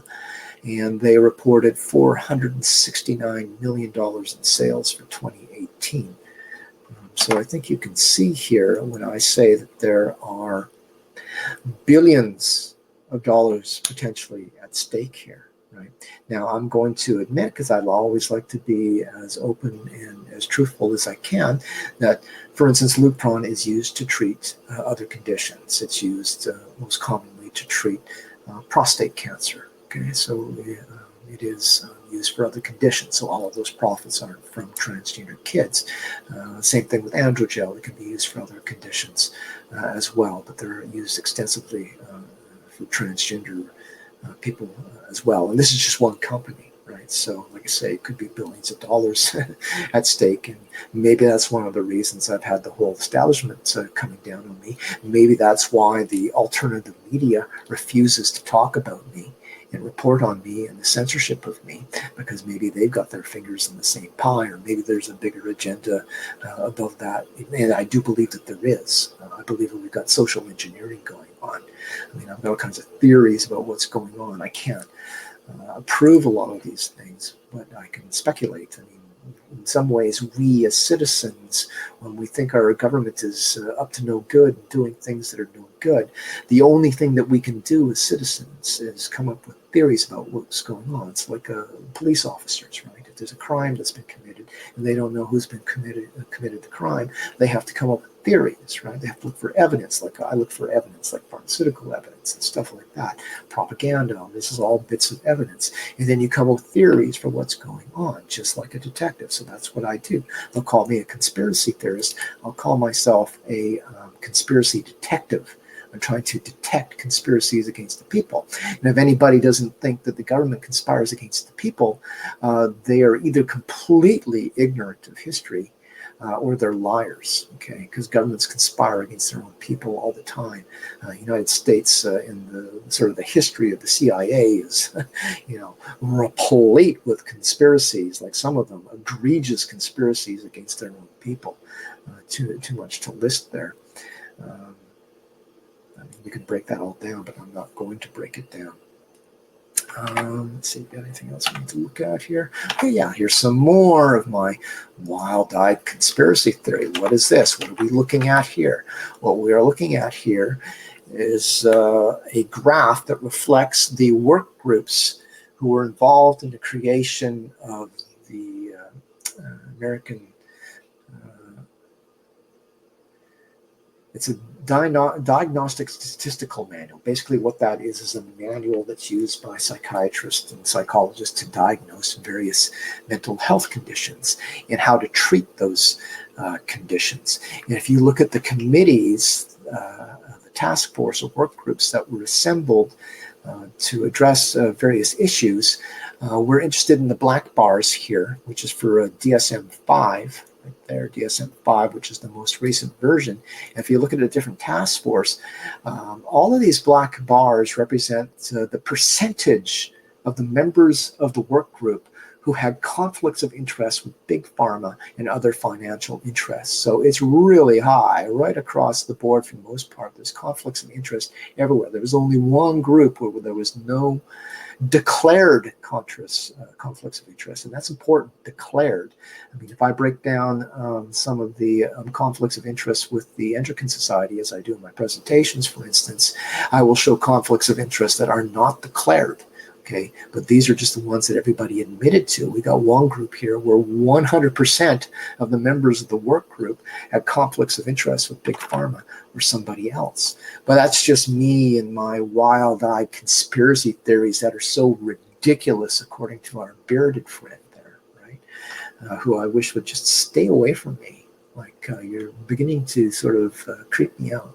So maybe just stay away from me and keep your dildo flopping friend with you. That's what I've got. Oh, here's another great one. We should maybe take some time to look at this. Okay, so I'm a ridiculous conspiracy theorist. Okay, well, here's another ridiculous conspiracy theorist. Richard Horton. And what does Richard Horton say? Richard Horton says, the case against science is straightforward. Much of the scientific literature, perhaps half, may simply be untrue. Science is afflicted with studies featuring invalid exploratory analysis and flagrant conflicts of interest. Together with an obsession for pursuing fashionable trends, science has taken a turn towards darkness. And who is Richard Horton?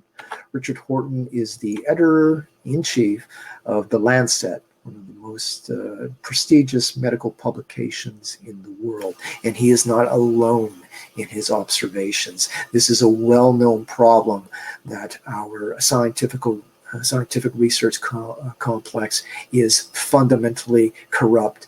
And as I said before, it now threatens the well-being of just about everybody. And it should be a serious concern for us at this stage. I'm going to keep pushing this no matter who calls me ridiculous. I'm going to keep pushing this issue until it's addressed or until one of these pharmaceutical companies puts a bullet in my head or something, which is not completely out of the question. I think is that the last one there? Yeah, that's the last one of our screenshots there. Let's go on to the next video clip. I think we've got another one here. Oh, yes, here we go. Okay. Here's one thing that I need to clarify. Probably all agree that we shouldn't. Okay, this needs to be just clarified for everybody because credibility for our side of this debate is important. So I want to clarify this. So let's just play this. No, we can probably all agree that we shouldn't be letting children have the transition surgery. Well, they don't actually get transitional drugs. You would agree with me that we shouldn't be letting. No, what I'm saying is that we shouldn't be letting children go through that kind of surgery, right? Wonderful. I would just like an example where that is a thing we have to discuss. Okay, so in this case, he's actually got a point. So my concern is not so much the surgeries, because surgeries for teenagers and younger are almost unheard of. And when they do occur, they're typically done out of the country. In Canada, to get surgeries, you had to be 18 to get some of these reassignment surgeries. We do have cases of people getting it done earlier. I know of at least one case of one loon who I have some conflicts with, who took his child outside of the country to have it done. But for the most part, the actual surgeries are not an issue until you get to be 18. But that, I mean, that's a serious issue. I mean, you got these young girls, for instance, and this is becoming more and more common, who have been taking this testosterone and stuff, and they're trying to become boys, but they can never really become boys. But they've been so sort of confused and emotionally invested in becoming the opposite sex that when they get of age or when they get into an opportunity, they are having these double mastectomies and permanently mutilating and altering their bodies, and it is ghoulish. But for the most part, it's not until they're 18 years of age. So, but the main concern is these like the Lupron and the synthetic hormones that are permanently damaging or destroying the sexual function of these kids and their bodies and putting them on these destructive paths. So just to clarify that for everybody. And I think we've got another one here. Just about done, I think. Just about done. Okay, this is going to be Adam again. I am a man. I am a man. I am a man. You are a man. Yes. You are a woman. I can tell, and it's like, that's it. People that aren't men or women. So look at Jenn, right? Jenn kind of wants to be a woman, I think. I don't want to speak for Jenn. Why are you laughing? You're such a bigot. You're such a bigot. And look at you. You're holding a flag. That guy is, you guys don't want him in your club. So anyways, Jenn knows for a fact that he is not a woman. He's a man. And he can never, ever, ever, ever become a woman, ever. You can cut his dick off all day long, ain't going to make him a woman. You can sew in a vagina, it doesn't make him a woman. We're talking about like the most basic science that there ever has been in the world. Ever. Like you could like science, like climate change is very sophisticated science. We could talk about that for weeks. Gender is like, oh, there's two, bye. This is why I need Adam in every sort of protest out there. There's two, bye. Okay, there needs to be sort of a bit of a correction there, but let's go through this again. I am a man. I am a man. I am a man. You are a man. Yes. You are a woman. I can tell, and it's like, that's it. People that aren't men or women. So look at Jenn, right? Jenn kind of wants to be a woman. Okay, so let's clarify that. Let's get this one out of the question here. Jenn wants to be a woman. Jenn does not currently want to be a woman. There was a time in my life where I think I kind of maybe wanted to be a woman, but I've explained before to people that inside of me, I sort of had this idea that if I ever got to a place in my mind where I ever thought that I actually was or could be a woman, that this would be a sign that I had gone absolutely stark raving mad. So I have always, in the interest of not going stark raving mad, I have always tried to dissuade myself from that notion, okay? But this will get into another thing that I'm going to point out here in a moment. So I don't want to be a woman, but that's, you know, so what about all of this, you know, like one of my skirts and all of them? What about that? We'll get to that. I don't want to speak for Jenn. Why are you laughing? You're such a bigot. You're such a bigot. And look at you. You're holding a flag. So yeah, that's perfect too, right? So they don't want me part of their club, right? So they like to laugh at the idea of me becoming a woman or something. Like they totally they just are total hypocrites, and they throw all of their own standards out the window when they're dealing with me. They won't respect my identity. They won't even respect the possibility of me joining their club. So. That guy is, you guys don't want him in your club.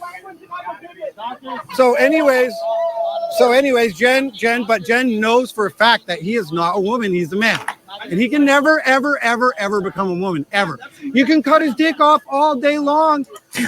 No. Let's not go talking about things like that, okay? That's the type of thing that I'm trying to prevent and stop in society. Let's especially not talk about, using me as the subject. Ain't gonna make him a woman. You can sew in a vagina, it doesn't make him a woman. That's true. We're talking about like the most basic science that there ever has been in the world. Ever.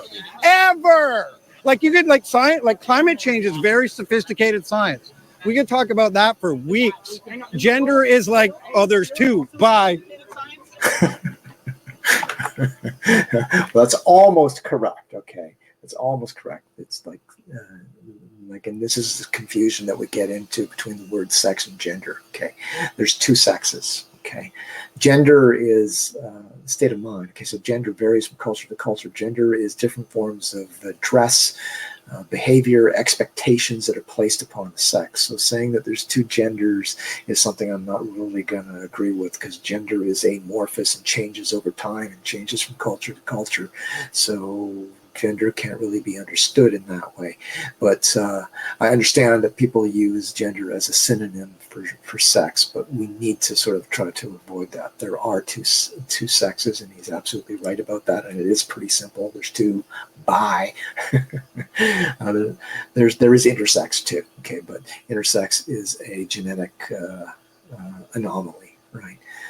So that doesn't really play any part in this whole transgender debate, although they try over and over again to try to make it part of the debate, but it's not part of the debate.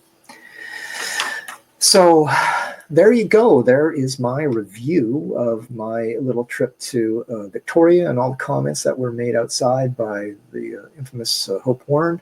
And just because I spent so much time on it, I am going to share that opening sequence one more time before we go, in case anybody missed it.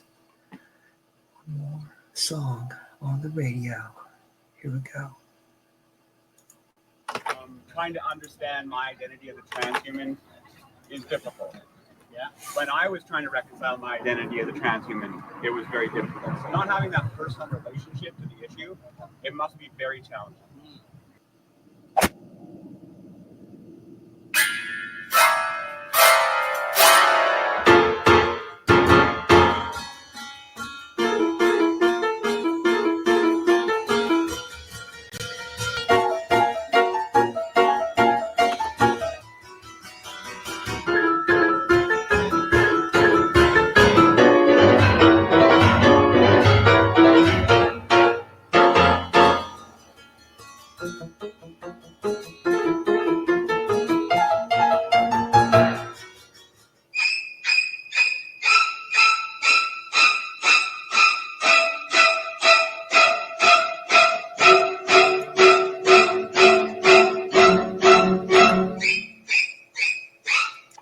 Very satisfied with myself with that little opening sequence. Okay, so I think I'm done here. I've been on way longer than I thought I would be on, but oh well. What else are you going to do today? Watch election results all day? Thanks to you all who tuned in, all 3 or 4 of you. A lot of people picked this up in replay, though, so I had very few viewers on my previous broadcast of this too, but then I had like a couple hundred who viewed it the next day as a replay, if you will, and probably you'll see the same on this too. Well, this one's pretty long. I think for my future editions of the agenda, I'm going to have to try to structure them in a way where I keep them shorter, because most people aren't going to hang out for 3 hours. Although I guess they do for Coast to Coast AM, which is a very popular show, and it kind of goes on for 3 hours. So, any case, bye, Adam. Bye, everybody. See you next time.